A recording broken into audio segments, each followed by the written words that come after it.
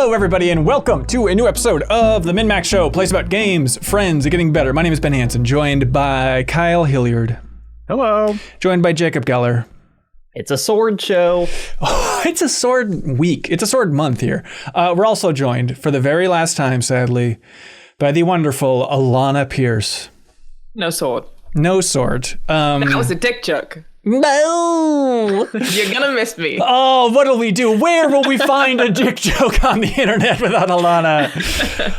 Thanks for being here. One last episode, guest cohort Alana Pierce. We have a big one for you, everybody. And to be clear, she's never allowed back, right? Like this is permanent, right? Yeah, okay. It's a thing of like you can burn all your fuel for being a guest cohort, and then we're slamming the door shut and we're welding it completely. So she knows the rules. What I deserve. That's right. But hey, on this episode of the show, we're talking Ninja Gaiden Black 2 even more. Not talking about a stupid trailer this time. We're talking about playing the darn thing. Talking about Dynasty Warriors Origins. Sword in hand, everybody. And then keep that sword in hand, because then we're going to talk Assassin's Creed Shadows. Leo Vader's going to be jumping on the podcast. We're talking Donkey Kong Country Returns. Does he return to the sword? Stay tuned to this podcast. Then Jeff Lim's joining us to talk about Sniper Elite Resistance. Well, Leo's going to be talking about that, I suppose. Eternal Strands, which I'm excited to talk about. Then Janet is joining us. This is damn near everybody. This is wild. Lonely Mountain Snow Riders we'll be talking about with those folks. And then back half of the show, we have some great questions the community submitted over there on Patreon. Thank you, everybody, by the way, on Patreon for being patient. Hopefully you got the message that we're doing the deepest dive on Onimusha. You know, the game with the guy with the sword, kind of, ancient Japan. But Kelsey and I both got very, very sick.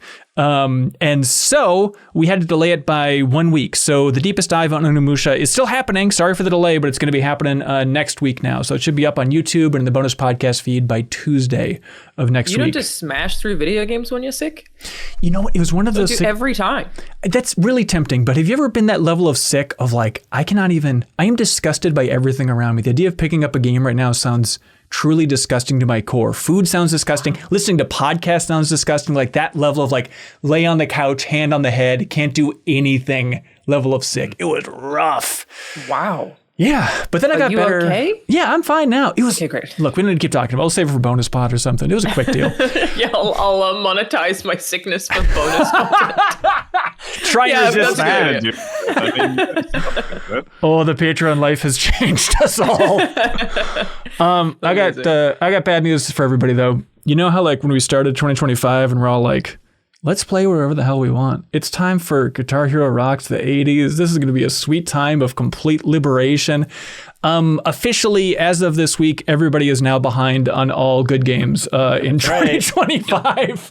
You have missed the window of free time, everybody, because we're hitting the ground running. Because Citizen Sleeper 2, a game that Jacob loves, that Kelsey loves, we'll be talking about more on the podcast, is coming out this week here. And then just a ton of great games. We've been meaning to talk about Dynasty Warriors Origins for a while now. So this is kind of more or less kind of our first game reviews of 2025 as we dive into this big batch. But we should probably kick it off with an oldie but a goodie and a returnee. We have Ninja Gaiden 2 Black, the remake of the game from 2008.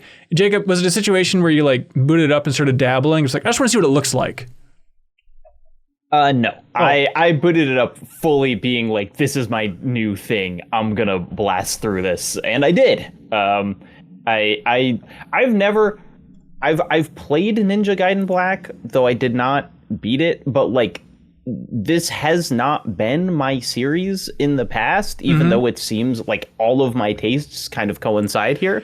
And so I was so excited to kind of have this shiny new excuse to go back and correct past wrongs. Yeah. Just for context, Alana, like Jacob does a charity stream every year for 24 hours, and it's called the Sword Stream. So like any game with a sword as like the main weapon is loosely the framing of this thing. So it's extremely your jam. We spent enough time talking about Revengeance. People understand. Yeah, they get what you're all about. It's part of the brand. Yeah. So what's it like to play Ninja Gaiden Black 2 in 2025?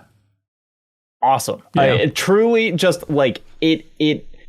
There are things that make it feel old, but not enough for me to not recommend it to just anyone who likes these kind of character action games. It's essentially a new great one. If you haven't played Ninja Gaiden 2 before, I think it is. I was doing some like lurking on the subreddit, because it's this weird thing where Ninja Gaiden 2 came out and then there was a Ninja Gaiden 2 Sigma that changed various things about it.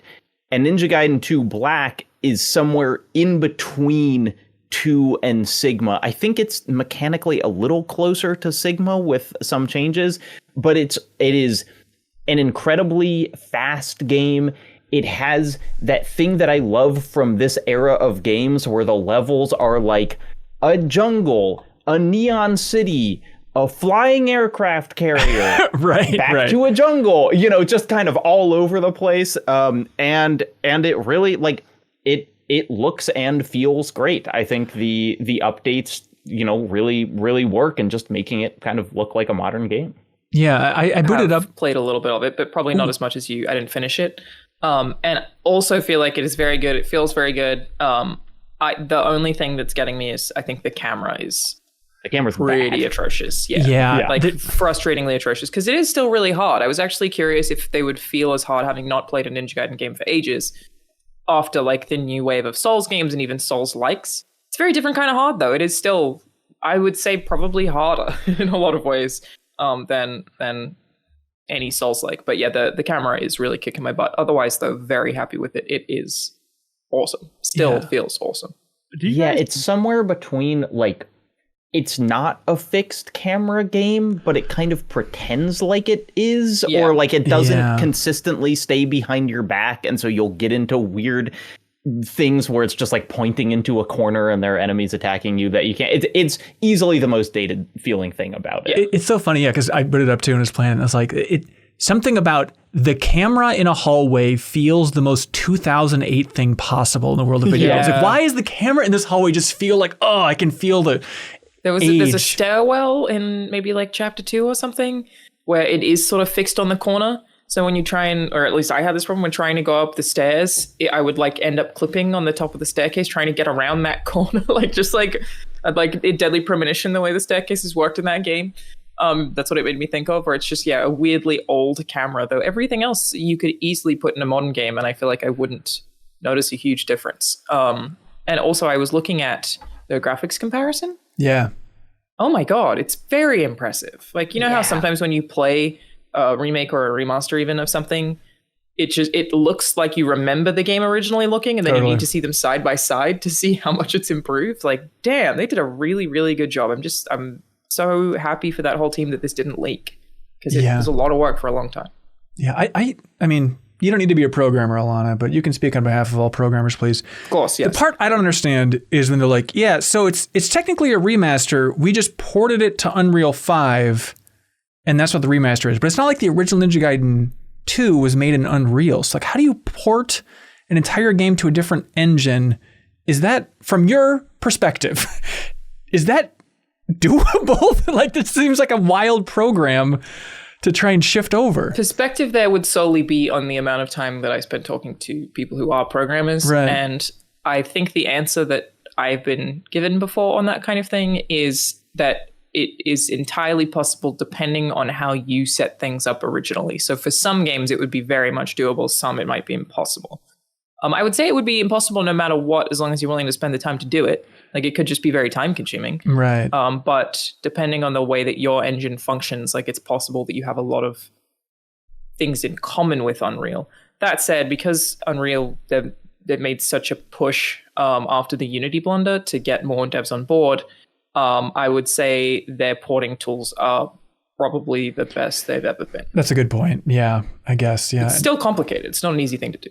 Yeah. And, I know. We don't know exactly how long this has been in the works, but from Phil Spencer's interviews that he did recently with Destin over there, formerly of IGN, he just started this new thing. Check it out. Was it Save Point, I think? But then also Danny Pena over there also interviews Phil Spencer. But they said that, like, in 2017 was the first discussions with Team Ninja about getting some new Ninja Gaiden happening. So who knows how long this Black 2 has been in development. But sorry, Kyle, you've been playing it too? Yeah, I've always struggled with Ninja Gaiden. Like, when the original came out, I have this vivid memory of, like, bringing it home because I was, like, working at GameStop at the time and I borrowed it from the store. and I brought it home, and I got so frustrated with it that I drove back to the store and swapped it for Parappa the Rapper 2. Smart. Just so I could have like just something that like I could play, and I beat it like in one sitting, and it was just like, and I had a friend, shout out to my friend Jim, who like was a master at Ninja Gaiden and like played him on the hardest difficulty like Alana did, and I would just watch him play, and I'm just like, I can't do this. I just don't understand it. And it's one I've always kind of struggled with, like it's even compared to other sword action games like Devil May Cry, I've always been able to get a handle on, and God of War I would kind of put in that sort of zone that it's like I understand the baseline mechanic of like God of War is like, you know, you roll out of danger after you do these big swings, and like Devil May Cry is all about combos, and sometimes you're holding down, like you're waiting, you're pressing a button and you're waiting, and then you're pressing more. But Ninja Gaiden, I always struggled with like the basic idea, to the point where like I would even love some advice. Like is it like a blocking game? Is that kind of the thing that I'm struggling with? It's like I'm just bad at blocking, but do I need to get over that? Is that the trick?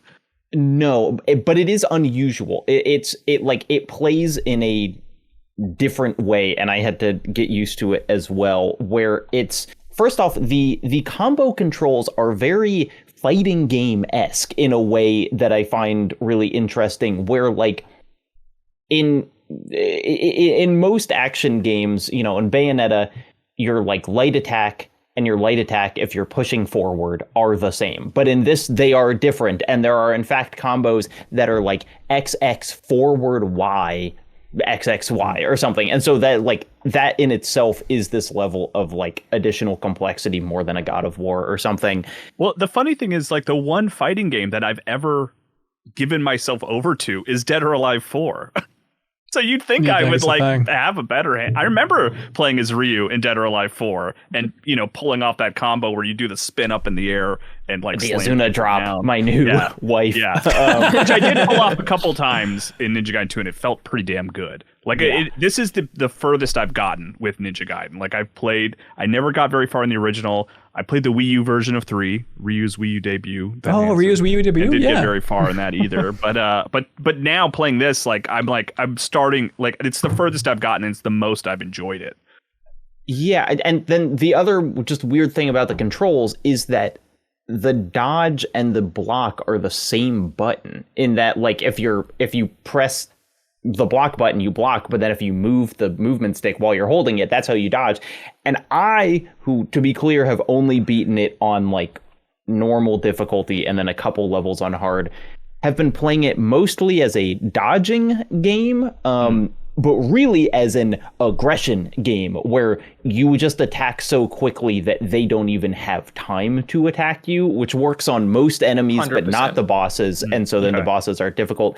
The other piece of advice that I'll give is I found the starting swords moveset strange, and I like it didn't feel great in my hands. And then the first weapon you get is this big staff, and the staff is one of my favorite weapons that I have played with in an action game like this, because it's just so big and you get a bunch of spinny combos, and so you can just kind of like button mash with it and do cool things in a way that you can't do with the sword. So it's worth just like get another weapon and see how it feels, because the game also has like 9 weapons and they're all cool and different and like have different movesets that you have to get to know. And will work differently on different enemy types. I think that's maybe a thing people kind of forget with Ninja Gaiden. You can figure out like what's going to work best on what boss or what enemy type. That'll help you more than anything. The forward Y thing is the biggest thing I remember everyone talking about like back in the day when it came out. It's like just you got to do that forward Y. But otherwise, if you can get shurikens to, I think they call stagger, is like super helpful in anything where you feel overwhelmed. But otherwise, it's like keep moving all the time and spam, which obviously is a thing that like I think we've kind of been untrained to do with modern games, but it definitely works in Ninja Gaiden. Yeah. The truth is they're just really hard. Like I've established on this podcast before, I think that I'm really bad about changing weapons. Like I just like to stick with the first. He's the worst Elden Ring player of all time. And I was like, those look lovely. I'm going to keep using the sword. Yeah. You can do that. You can stick with one weapon. Just make it the staff, because the staff is the weapon. I do have the staff. Yeah, I want to keep playing it though. Like I said, this is the most fun I've had with Ninja Gaiden. It's a series I've always wanted to play more of, but just kind of found impenetrable to a certain degree. But yeah, I've been enjoying this. Yeah, I went back to look at some history of Ninja Gaiden 2, because I'm like, okay, but was this the last one? So it turns out it was the last game that Itagaki worked on. Dead or Alive creator who kind of rebooted the Ninja Gaiden franchise, legendary developer there, went on to create Devil's Third, everybody's least favorite Wii U game. But it's wild because he resigned from the team the day before the game launched. And he has he sent this whole statement to 1UP back in the day. You can find it online, but he talks about the president of the company at the time there saying, President Yoshimi Yasuda told me, quote, if you are dissatisfied with the decision not to receive the bonuses, either quit the company or sue it. And so I'm quitting. Because I guess that's a whole thing. And then he goes on and on about and that president, he had demeaning remarks to my entire staff behind my back, and it caused me much unrest. And so I am out officially. I will say, even in its remake pretty form, you can feel kind of a rushed development in parts of this. It's the combat system is great. The environments look great, all of that. There are just sections there's an enemy, there's a boss that you literally, both a mid boss and the final boss, you almost exclusively kill just by shooting them with your bow and arrow. And that is the intended way of doing things. And that is a boring way to play the game. And there are these ghost piranhas all over the levels that do nothing except they grab you and you have to shake the stick to get them off. And it's just a lot of decisions clearly made that if they had another year to cook on this, those would be different. And so it's and now I think it's kind of charming that it's this beautiful Unreal 5 game and you can still have these rushed 2008 development decisions, but that's still there. And it's not, to their credit, maybe it is a faithful remake, and they did not change much from it. Thank God the Ghost Piranhas are still in there. What would we do without them? That's sweet. Ninja Gaiden 2 Black. It's not Black 2, Jacob Keller, as I insist on saying over and over again accidentally. It's on Game Pass, and it's also on PlayStation. You're going to check that out. But more swords. Dynasty Warriors Origins. Do we all have a soft spot for Dynasty Warriors? Is that fair to say, Alana? Absolutely not. Zero love? Yeah. But what about... Kyle, no soft spot. You reviewed all those Omega Force games, didn't you? I know. I've it's weird because I think I reviewed Dynasty Warriors 5. Okay. For Game Informer. Well, you also did Dragon Quest Heroes World Tree. Well, I was getting to that. Is that okay. I did not like Dragon Quest 5 or Dynasty Warriors 5. But then I think I reviewed both of the Dragon Quest Muso games. I reviewed both of Oh, no, I didn't review. It doesn't matter. I played both of the Zelda Muso games. Right. And then I reviewed the most recent Fire Emblem Muso game for GameSpot. And it's weird that those have given me a strange sort of slowly growing appreciation for this series. And now to come back to Dynasty Warriors and play a version of those games which were looking rough on Switch and maybe not Wii U. When I played Hyrule Warriors on Wii U, that looked pretty solid. But to play Age of Calamity on Switch and then Fire Emblem on Switch, those games were pretty rough to look at. They were okay, they were solid, but then to come back to this and it looks great and it's so smooth and it is weird that I'm wait, am I nostalgic? I don't think am I nostalgic for this game? It was weird. It kind of caught me off guard. Yeah. Yeah. What are you gonna do? That PS2 demo for Dynasty Warriors 2 is top 10 favorite demo experiences of all time for me. That game absolutely blew my mind running around those environments again and again and again. And I think a lot of people have that experience of if you're new to the world of console gaming or something and you see a Dynasty Warriors, I see thousands of people on the screen. Clearly this game is thousands of times better than any other game I could be playing. And that's your conclusion after falling in love with this thing, Jacob? Yeah. Oh, okay. So I'll just to answer your previous question, this is the most I've ever played of a Dynasty Warriors. I don't think I've ever played more than a demo of any of the other ones, but I went in and I was I'm ready to I love the idea of it. And yeah, I've been enjoying it. I again, another game with a great staff. At some point in this game, you get a staff, and the great thing about it is you can just attack while running, and so you can just be a little helicopter running around the battlefield, just sweeping through thousands of enemies. There is an incredibly set formula for how you play every single level, and there are a lot of levels and you play them all the same, which is just there are a bunch of guys around, but the only guy that matters is the commander standing in the middle of the horde. Right. And so you just go and attack them, and they have like 1 of 5 attack patterns, and you kill them, and then the horde disperses, and you do that anywhere from 3 to 40 times, and then the level ends. Perfect. This is like, why I don't like these games. It works. Like I think I mentioned this on a previous episode where I used to have to review 1 game a week for this outlet, and that was actually quite hard. And the time where I was doing it, a lot of Dynasty Warriors games came out, so I played a ton of them to completion. And now I have beef with this series because it really is just kill 1,000 enemies to kill one guy who has a very similar moveset over and over and over and over again. I think I don't get it. I think I liked Hyrule Warriors probably the most of them. But that's only because I was like, oh, look, it's a Zelda. Like, I just like thought it was so cute. Yeah, I mean, you could call down the moon from Majora's Mask as like very an attack cool in that game. And it was pretty. Like, I like that would be my favorite of them for sure, but it's cheating because it's Zelda. So like what, Jacob, what keeps it fresh? How do you want to keep doing that thing? Me listening to a podcast while killing thousands of guys. Like it's the most smooth brain game experience where it requires like no critical thought whatsoever. And I will also say, and this is something that I feel bad confessing as a game critic, but like I decided almost immediately that I am skipping every cutscene in this game. There are so many of them. They're so boring. I don't like the character designs. Like they all kind of look like weird airbrushed Clash of Clans characters. Like I just like I don't like the art style in a way that I don't often have a reaction to. And so because of that, I'm kind of making the experience even more monotonous for myself. Because like the breaks between levels that I might be having meaningless conversations with people, I'm instead skipping so I can get back into the levels and start doing the same thing again. Well, Jacob, I took a screenshot of like you get options to like select dialogue. Yeah. Here's an example of one: is a character is asking you, "I'm curious to know where you trained," and your options are "I've forgotten" or "I can't remember." Those are your options. Who says game rating's bad? Come on, y'all. The choices are so meaningless that when you skip cutscenes, it doesn't even do the thing where it skips you to where you would make a decision. It just skips the decision as well because it doesn't affect anything. But what I will say is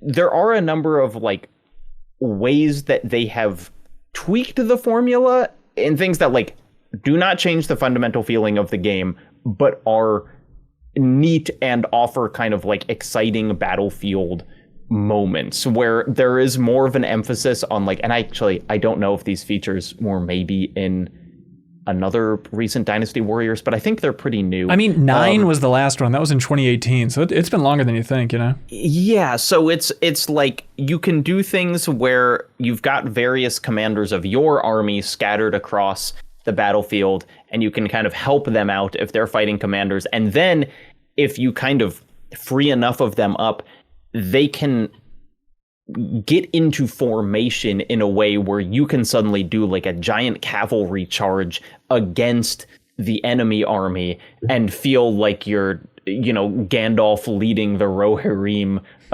into Minas Tirith, and kind of like break the enemy ranks. And then you'll get a big flash that are like, enemy morale has fallen. And then suddenly all of the commanders are like really easy to take out because you coordinated this thing. And so it is good at kind of giving you these big, exciting battlefield moments. But once again, that happens frequently enough that like eventually they're not as exciting anymore. Yeah. And it is also just, there are a lot of levels. Like I've been kind of mainlining it and I'm still in chapter 3 of 5 and I've been skipping all the cutscenes and I've still put like a lot of time into the game. Yeah, is it it's your EDF slot that you need to have in your life, right? It's exactly my EDF slot. Okay. Big ants, a million soldiers, they're all kind of the same thing. Yeah. It's my my stationary bike game. Right. You know, I just played Dynasty Warriors for 30 minutes on the stationary bike and like yeah, this feels right. I'm just like Power Wash Simulator. Yep. Yeah. And also I want to call out the map exploration. That kind of took me by surprise. The world map is you're so a little good. guy on a big map, like walking around. No, you're a big guy on a little map. Excuse me. You're right. Jacob, I appreciate the correction. But it's super charming, and I'm like, yeah, I want to walk around on this thing. It reminds me of like Ni no Kuni or something like that. Yeah. Hell yeah. Yeah. I just looked it up because I couldn't remember what year it came out. And apparently this genre is just called the crowd combat, which I wasn't aware. These are crowd combat games. That. Yeah, it makes sense. 99 Nights, I remember being my favorite of God. these. Okay. I looked up what year it came out when I saw the reviews. I was 13.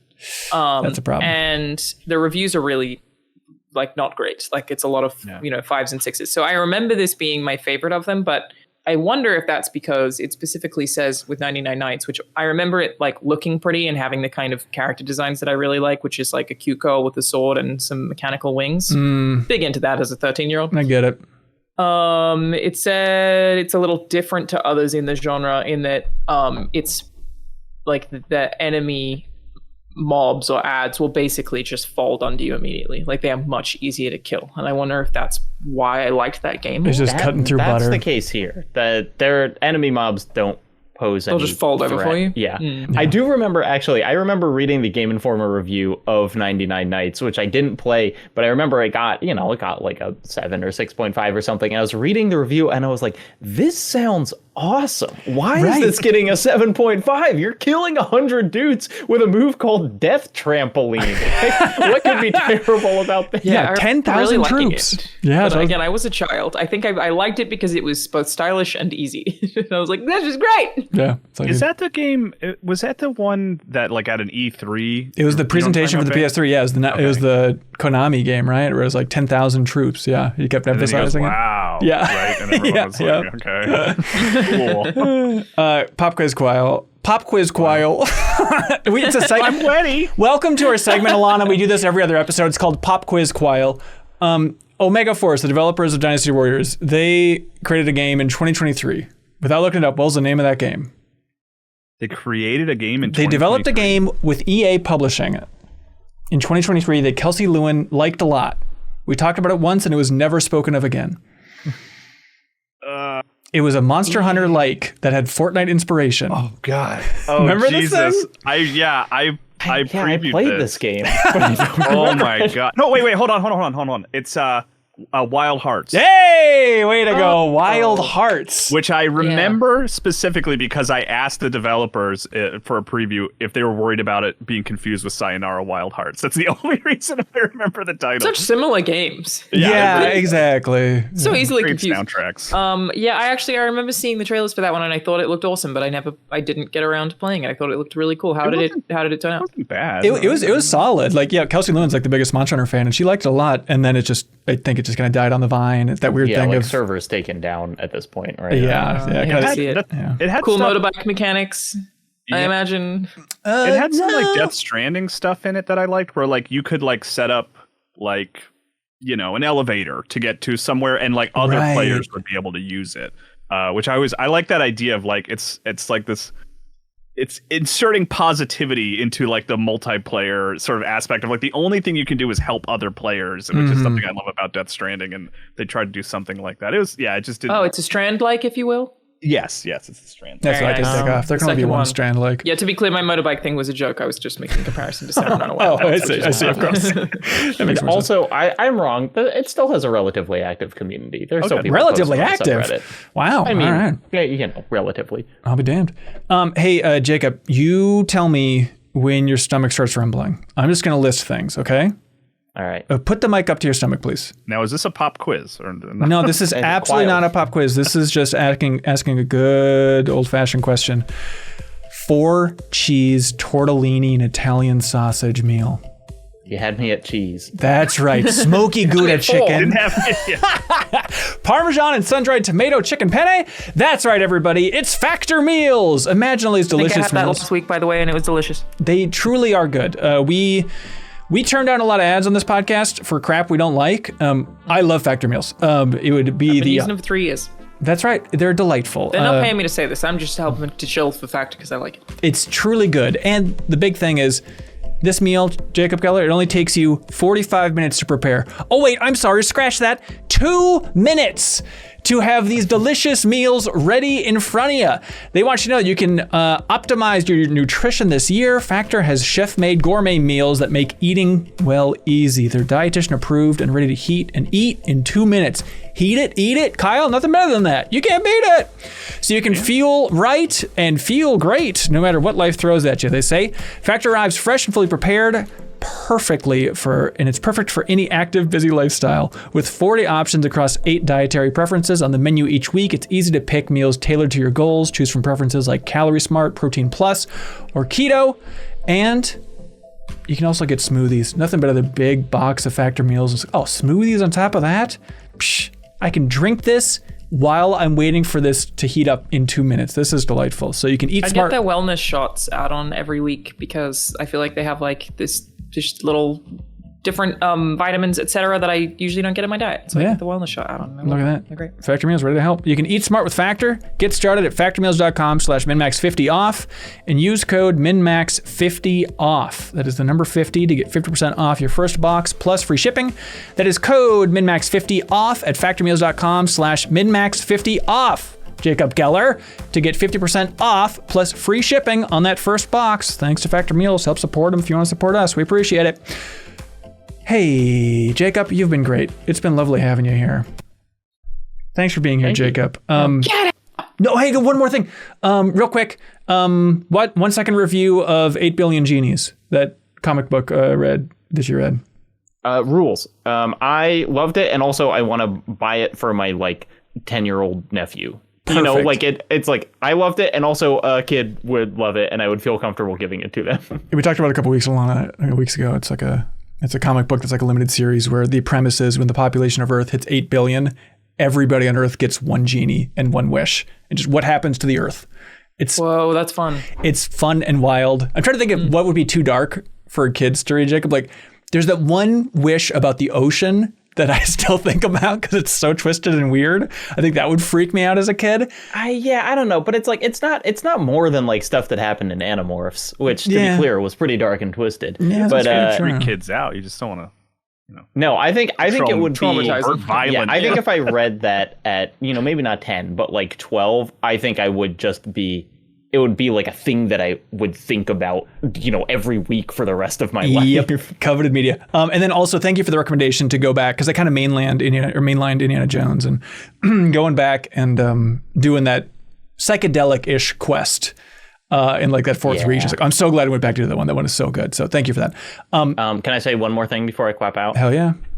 I've been playing a Slay the Spire mod called Downfall, and it's cool, everyone. Can't wait for Slay the Spire 2. Play a mod called Downfall. Jeffem said, what's the point because Diceomancer's out? You should probably just uninstall and forget Slay the Spire. I'm not going to play Diceomancer just to spite Jeffem.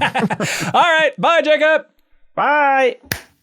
Leo Vader. Howdy ho. Welcome back to the show. We're actually singing the podcast now. I meant to tell you, in the last couple of weeks, we shifted it up a little bit. Show. We like your lighting. Thanks. Great. Beautiful. It fits. Leo, last week you and Kyle got to play the game that we talked about a couple weeks ago on the show. Had to. Yeah.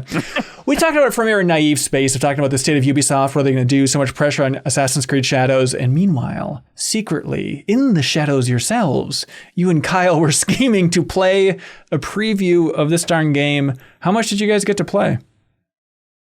4 hours? Yeah, 3.5, something like that. That's huge. Did you finish what they set out for us to play, Leo? Yeah, there was a boss battle at the end of it that they jumped me to because I was dinking around in the open world for most of it. Oh, okay. Yeah. And the conclusion is... Cool. Mildly positive. Yeah, I mean, There you go, Alana. That's the savior of Ubisoft coming in, swinging down from the trees. Like my sort of boring feedback is like I wasn't blown away. I was like, this is cool. This is solid. And like I often did forget I was playing Assassin's Creed. Like, because it just doesn't really feel or look like Assassin's Creed most of the time. And even at the end, the final boss that Leo was just talking about, that was a moment for me. I was like, oh, right. I'm here to assassinate somebody. Like, that's kind of what these games are. And it was this sort of reminder there at the end. But yeah, I mean, I liked what I played. I quite like the two protagonist sort of approach. And I'm curious to hear what Leo thinks of it. That is the strongest thing for sure, is how effectively you feel like different people when you're playing as those two. The stealth one, sprinting really fast. They claimed like the fastest a character's ever sprinted in Assassin's Creed or something, which is funny, but they need some bullet points. Really good. Sure. And the big guy Yasuke like sprinting through walls, that feels really good and makes it fun to be the strong guy in a way. I was kind of expecting to just play the stealth one the whole time. How is it different from Syndicate? I don't think it was Unity. Syndicate. Yeah, thank you. How is the two protagonist system different from Syndicate? Different were they in that?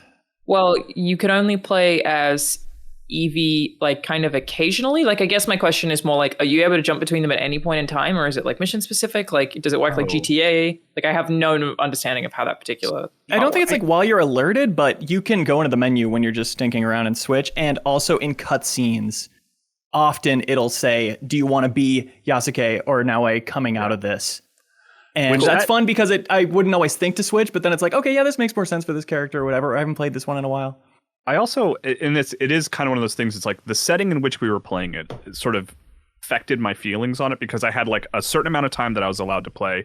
And I was playing a lot as Naoe. Is that how you pronounce it? I think being stealthy, running around. And then I got to a point where it was like, okay, you're kind of going towards the end conclusion of this 4-hour play session. You're going to have to fight a lot of enemies. Do you want to keep playing as her, or do you want to play as the other guy? And I had this moment where I was like, ooh, you know what would be nice is like not having to be stealthy in this moment, because I just kind of want to rip through this. Mm-hmm. And so it was nice to be able to switch to him and just really focus on combat exclusively. And it was like that. I just wasn't expecting that choice to actually.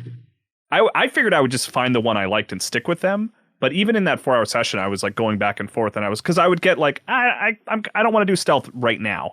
And then I wouldn't do stealth for a while. And then I would be like, you know what? Actually, I do. Now I kind of want to go back to being stealthy. And it would sort of build in an opportunity to switch into the narrative. And it worked for me in a way that I liked. It like let me play exactly how I wanted to play in that moment. And it was cool. Yeah, it's a really good idea. Yeah, and you'll like, die trying to take out an outpost, and you go, maybe I'll try it as the other character, and you approach it in this totally different way. The big guy can kind of assassinate, but it's called brutal assassinate, and it like terrifies everybody in the vicinity. Normally they're like, oh, this is a tasteful assassination in front of me. Well done. Yeah. I think it will be funny. We'll see how it plays out in the sort of larger game. But it when I went to do the final assassination, both the characters had a reason to want to kill this person that were like personal and legitimate, and they're like, well, do you want to do it or should I do it? Like they kind of debate, and then you pick, and like truly it's like the other person just like waits in the hallway like, while you fight this guy, and it's like it's fine. Like I don't mind that it kind of feels like weird narratively, right? That it's like he would just be sitting in the hallway like waiting for you to kill this guy. But I wonder if like over the course of God knows how an 80-hour game, I don't know how long it will be. If it's going to become like it will feel funnier and funnier every time they're like, yeah, you take care of this one, where it's like, we don't have to be Goku and Vegeta here. Like we can just like do this together. We'll this will be fine. I do think it was video game's gonna video game. Yeah. That's it's okay. I'm happy to accept that because yeah. I thought in this case it was interestingly emotionally justified of like, it should be you should get to do this, or I'm not ready to do this or whatever. But yeah, I had the same thought of like 80 hours in. Are they going to pull that off? Are there going to be 30 of those? Yeah. I don't know. I like everybody else on the planet, like at the height of Assassin's Creed, everyone was talking about wanting one set in Japan and being really excited about that. Mm-hmm. I haven't played an Assassin's Creed game in a minute. Is this fundamentally different from, the better way to phrase it is, do you think that people should play this if they've previously kind of stopped playing Ubisoft games because they have Ubisoft fatigue, right? Like, I haven't played a Ubisoft game to completion in a while because the formula it feels like you're playing one of the same game with different paints sometimes. Do you think Shadows is significantly different, or would you recommend it to people who feel that way? I wish I could say yes. But it doesn't.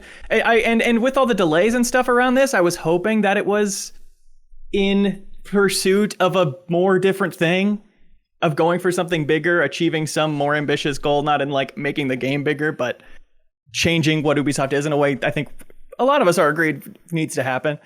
And it's more, seems like it was more just about polishing this, which is what you expect it to be honest. Yeah, I agree, but I do like the setting a lot, and the setting doesn't feel like typical Assassin's Creed. Even the way like buildings are structured with those, I don't know what they're called, but you know, those tall towers that have the big lips, like that pagodas.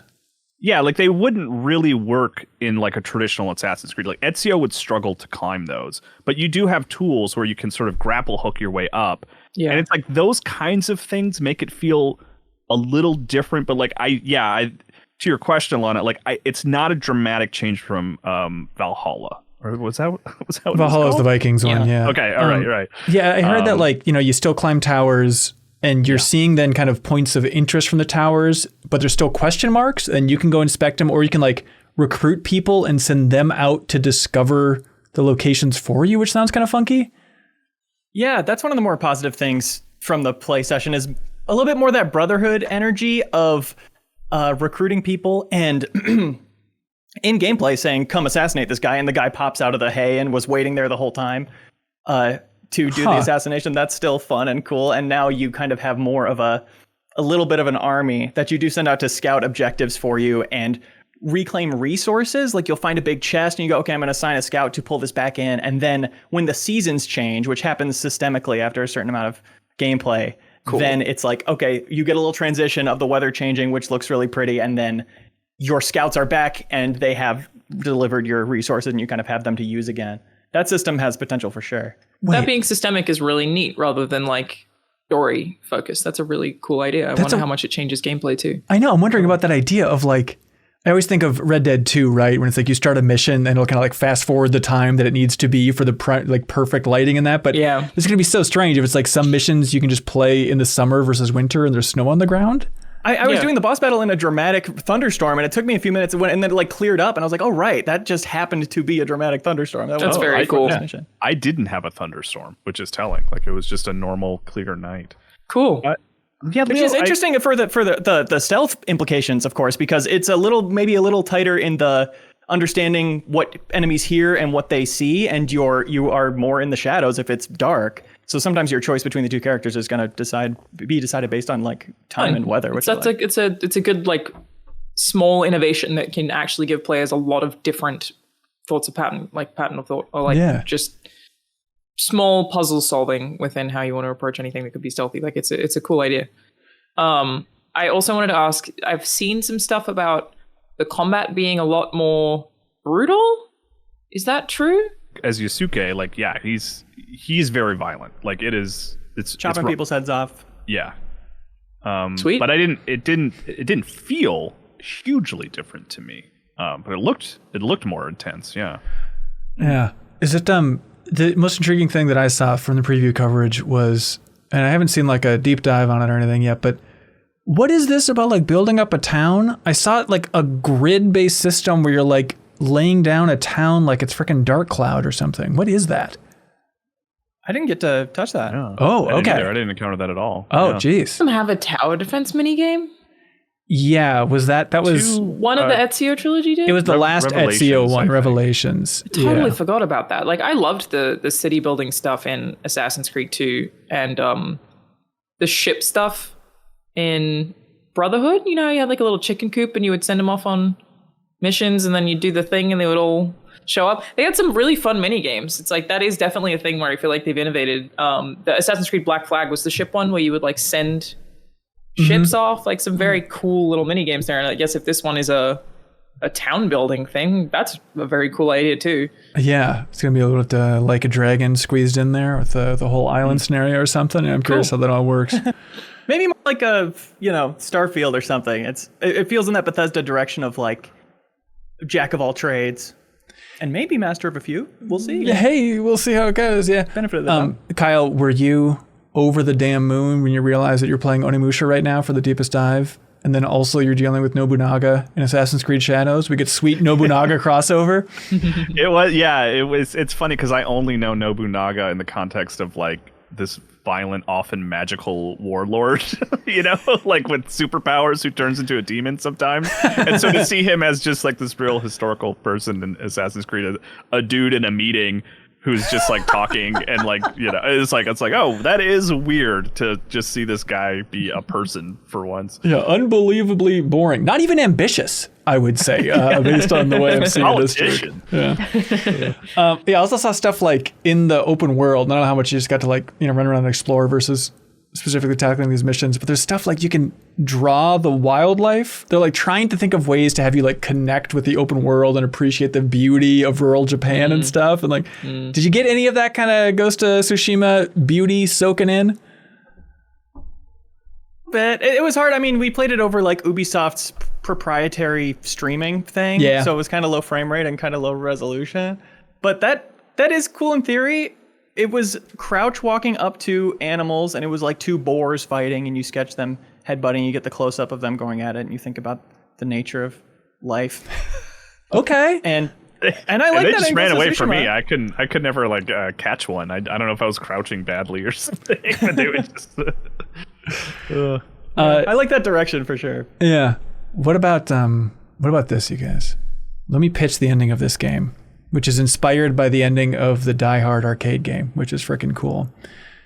What if, at the end of this game, the final boss is the other protagonist? Would that be sweet? Isn't that more of a Double Dragon thing? Yeah, I haven't played Double Dragon though, Kyle. I've only played the Die Hard arcade game, which is the coolest epiphany I had, is playing that co-op. They're like, wait, the final boss is the other player? That's such a cool idea. It's actually really cool. It's Guys, smart. it's a Splinter Cell Conviction co-op mode thing. Oh, I'm sorry. Did I misspeak? Yeah, I meant Splinter Cell Conviction thing. So 100% locked in? No, I don't think so. I don't get a sense that that's where it's building up to. I feel like these two characters are kind of both minorities in their world who have found each other and are like working together.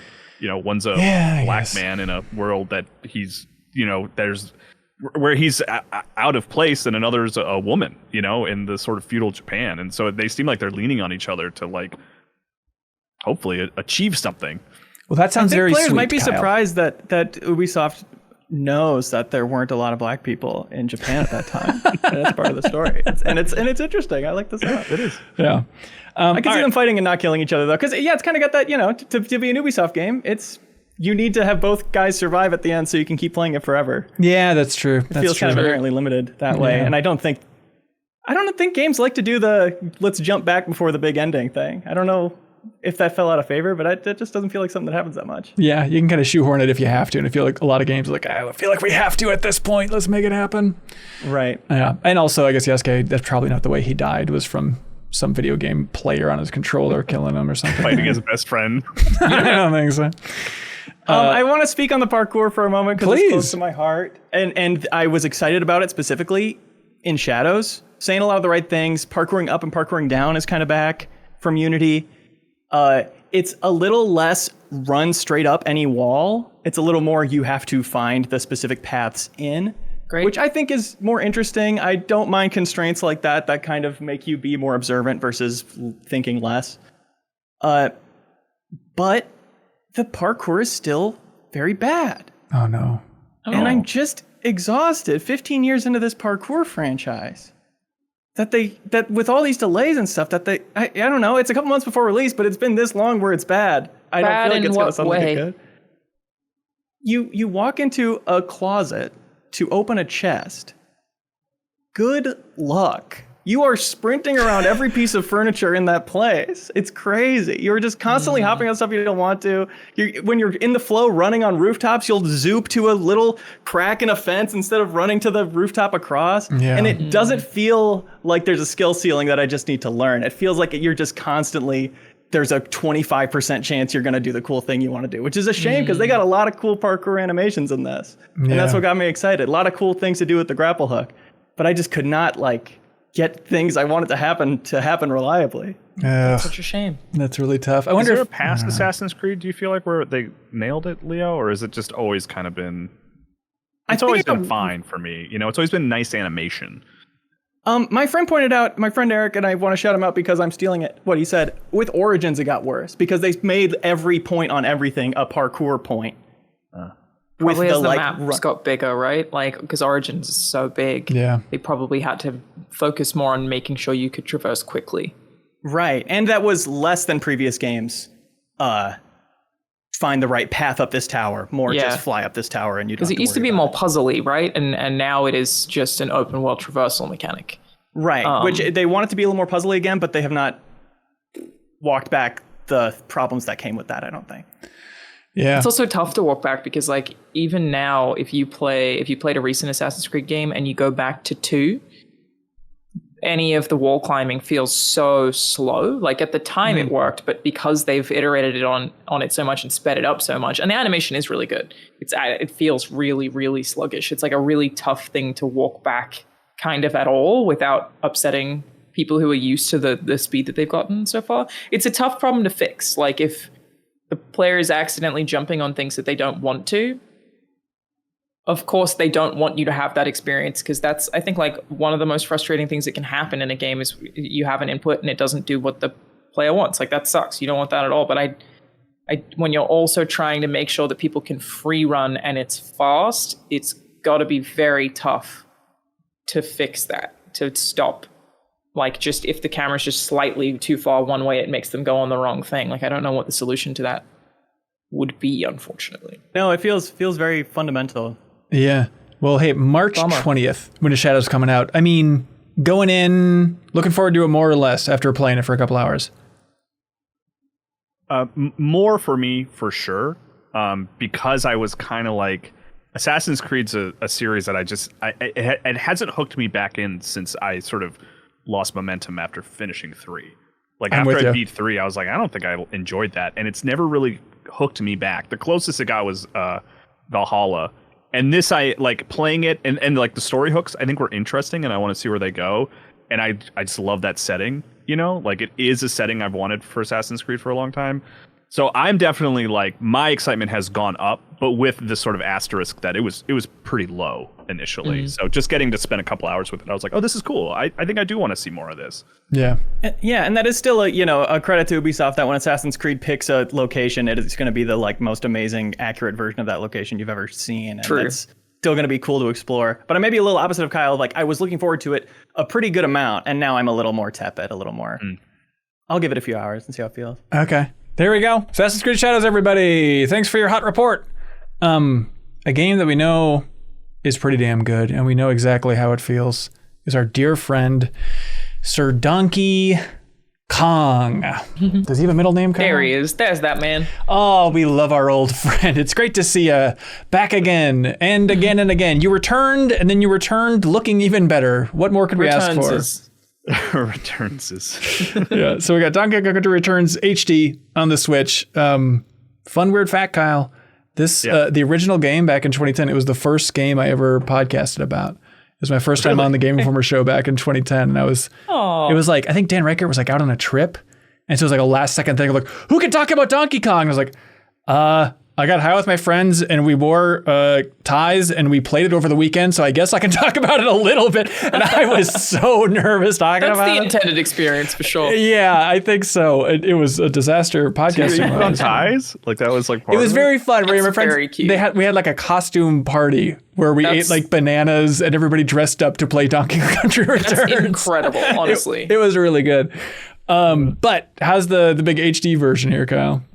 It's funny that HD is like a subtitle in 2025. Yeah, we should be past it, I guess. But it's high definition. They're not lying. Yeah, I love Donkey Kong Country. It's funny. I was thinking about this earlier, where I have podcasted a lot and talked about my video game history a lot over the course of like the last 14 years or whatever. But I don't know that I've ever sort of described how important Donkey Kong Country is to me, because it is, I was a kid, I was begging for video games. My parents finally relented and they got my brother and I a console, and it was the Super Nintendo with Donkey Kong Country included. Like, that was my first console that I had. So that game is like really important to me. I adore it. The soundtrack is like one of the greatest work of art of all time is the Donkey Kong Country soundtrack. Sure. So I love these games. There's a certain rhythm to the platforming that I just really embrace and love. And then with Returns, I played it when it came out in 2010 and really enjoyed it. And then the Switch version, I was kind of like, this will be fun. I'll go back. I'll play the first couple levels. It'll be nostalgic. I love this game. And it was like, basically, I just didn't put it down until I finished it, until I beat the final boss. And like, even there's a way you can, if you save a lot of coins, you can basically buy the final set of like 6 levels that are incredibly difficult. And I went and beat those too. And I just like, I love this game. I think I like it more than Tropical Freeze even. Is that controversial these days? I don't know, because like the thing that I like about it is how sort of straightforward it is, totally. Right? There's no swimming levels, and Diddy is your only partner. So you have that jetpack. And I think that influences the design to be more focused.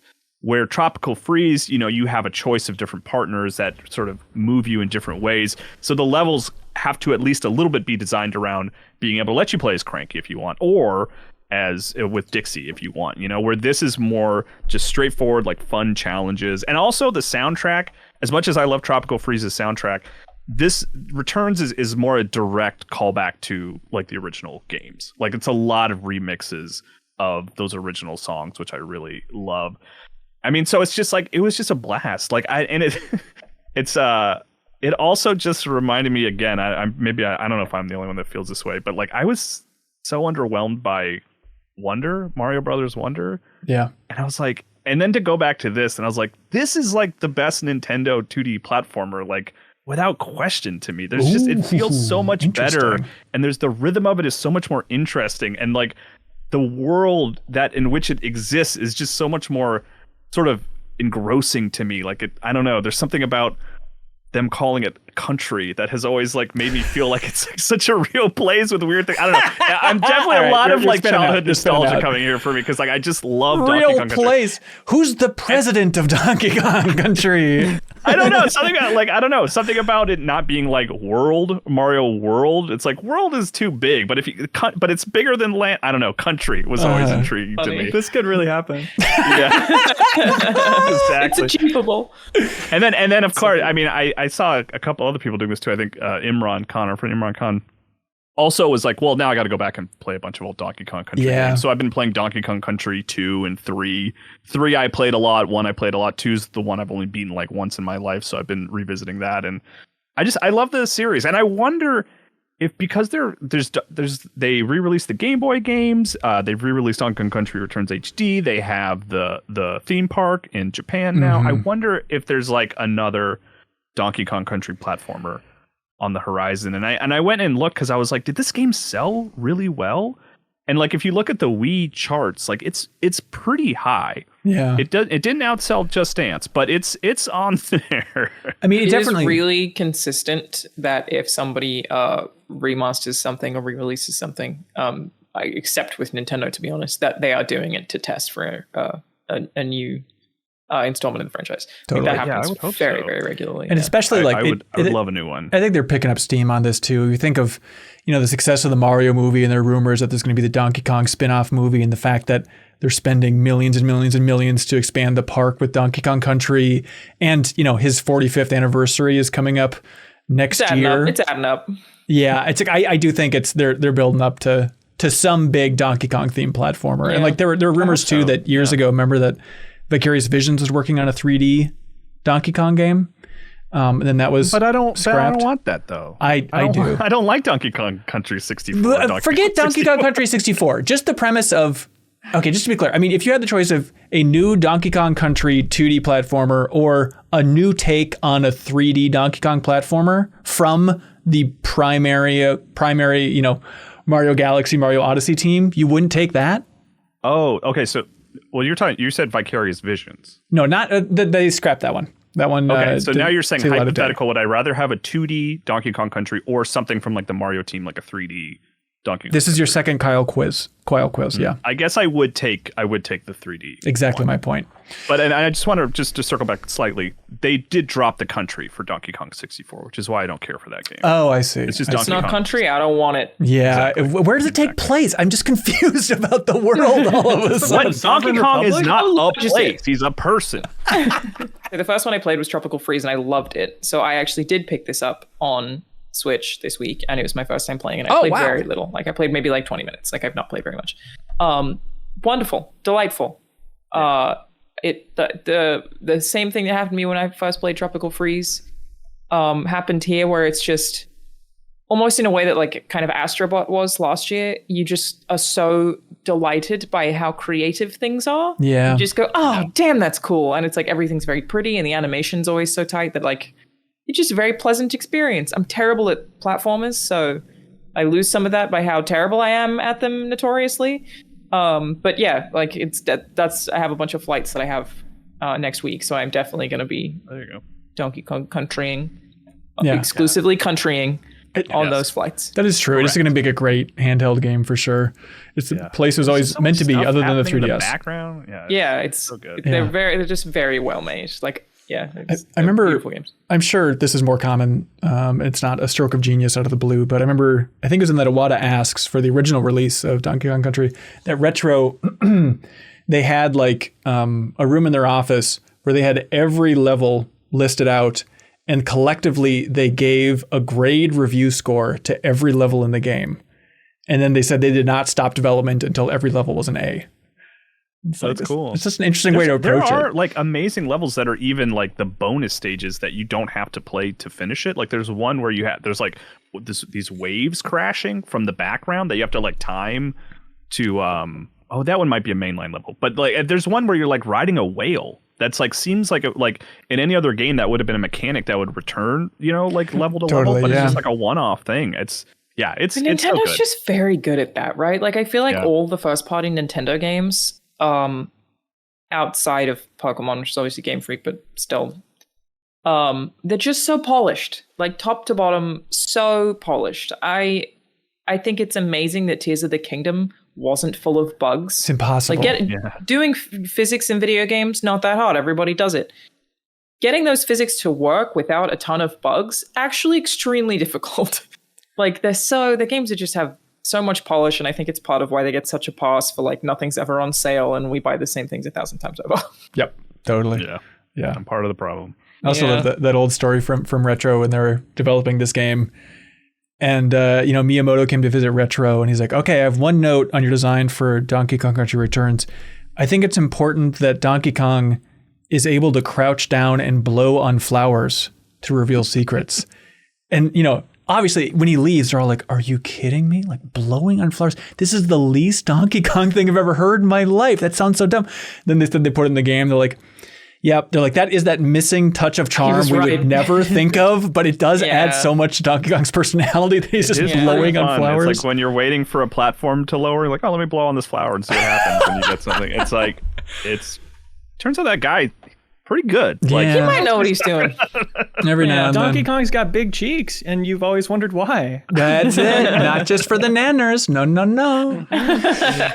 All right. Well, there we go. We're rooting for more Donkey Kong in our future. We'll see how it goes. I think it's going to be a big year for him. Or do you think they'd wait for next year for the anniversary? Do they care that much about that anniversry for 45? Oh, yeah, they care about anniversaries. Nintendo for sure. Yeah, you're probably right. Yeah, they're big anniversary. They're in the pockets of big anniversary, 100%. But did they withhold? Would they withhold? I don't know that they'd withhold it. They might announce it and then release it next year. I could see that. Maybe. And hang on, I'm looking it up. Yeah, 45th anniversary. It's the banana anniversary, you guys. So it lines up so perfectly, of course. Huge. Kyle, thank you for being here. Is there anything you want to plug before you clap on out, dude, or blow on out, however you want to do it? No. That. Oh wait. Hey, get a load of this. I'll throw that in there since I don't have one at the end. There's like a series of SNL documentaries on Peacock right now. It's 4-hour long. They're very good. I like them a lot. You should watch it. I think I've said it before. I actually am way more fascinated by. I like Saturday Night Live. I don't actually like watch it and like watch the sketches and watch the show, but I'm fascinated by the sort of how it works. Yeah. And I love tracking it. And it's a good deep dive insight into the background of that show, which is insane. And just to be clear, that. Peacock. I have to pay money to get a service called Peacock. Yeah. Okay. It's probably worth it. Okay. All right. I think there was a sale. There was I got a year of it for like $20. So do that retroactively in December, and it'll set you up to watch some good SNL stuff. Okay. Sounds good. Thanks, Kyle. Can I clap? You bet. Welcome, Jeff Marchiafava. And not only is this Jeff Marchiafava, it's the new and improved Jeff Marchiafava who had radical voice surgery. Welcome, new Jeffem. New and deproved. Yeah. That's what I'm going for. You just sound a little more like a robot. Yeah. Perfect. Yeah. Okay. So I'm not AI, I swear. You just got to be really dynamic and really effervescent. Just really hype it up so you become clear you're not just some weird AI convince thing. People I'm not a fake robot. Gotcha. Yeah. Computer problems. His mic sucks this week. Sorry, everybody. Hey, Jeff Marchiafava, welcome. I was tickled pink. I was just absolutely rosy this week where in the Monday meeting, you're like, hey, I'm excited to talk about this Eternal Strands game. Because I think Eternal Strands is an interesting game to talk about. When we make the case that every game is interesting, Eternal Strands is up there, baby. And you said you played quite a bit. You say it's interesting, which is normally just like, that's code for a bad game that has something else that's worth talking about. I think it's actually a good game. I'm like 20 hours into it, and I'm really enjoying it. It looks great. It does. Yeah, I think the interesting thing is like it feels like it's getting some 7s around the board, and I feel like it's one of those games. Phoenix Rising coded. Yes, totally. Even somebody, a designer on it came from Ubisoft as well. I don't know if they touched Immortals, but they were the lead designer for Syndicate. Moving over to this thing, but it feels like one of those games that you see a review come out and it's like, okay, 7 out of 10, some new IP, I can pass on it, but it's like, just check it out. Of all the games to support, I feel like you don't have to spend your money on this if you're not interested in it, but at the same time, it's like, this is the level of kind of like AA games that we are decrying are missing from the industry, and they're going for it. Like the Kingdoms of Amalur of... Totally. I thought a lot of Kingdoms of Amalur. Absolutely. Yes, this is gamer hypocrisy where we complain about everything being a AAA game that costs way too much and it's all the same kind of gameplay. This one feels different. It's definitely a leaner experience, and I think that, at least for me, that really helps because I am so burnt out. Like if you give me a game like Dragon Age Veilguard, like I cannot do a 100-hour game where I'm doing absolutely everything in the gameplay. This is really focused. It really, homes in on the things that it wants to do in terms of like storytelling and gameplay, and it's really grabbed me because of that. Yeah. So backing up a little bit, this is third-person action RPG. The creative director of the Dragon Age series left after Inquisition and he did some consulting for a while, Mike Laidlaw, and then he formed this new studio with a bunch of other folks here called Yellow Brick Games up in Quebec. And so this is their first game, Eternal Strands. The shorthand, which is always reductive and silly, but at the same time, I was saying it has the feel of like a Dragon Age meets a Breath of the Wild, but then that is reductive, and I think it's kind of wrong. Like there's DNA from both those games. You can absolutely feel that and see that.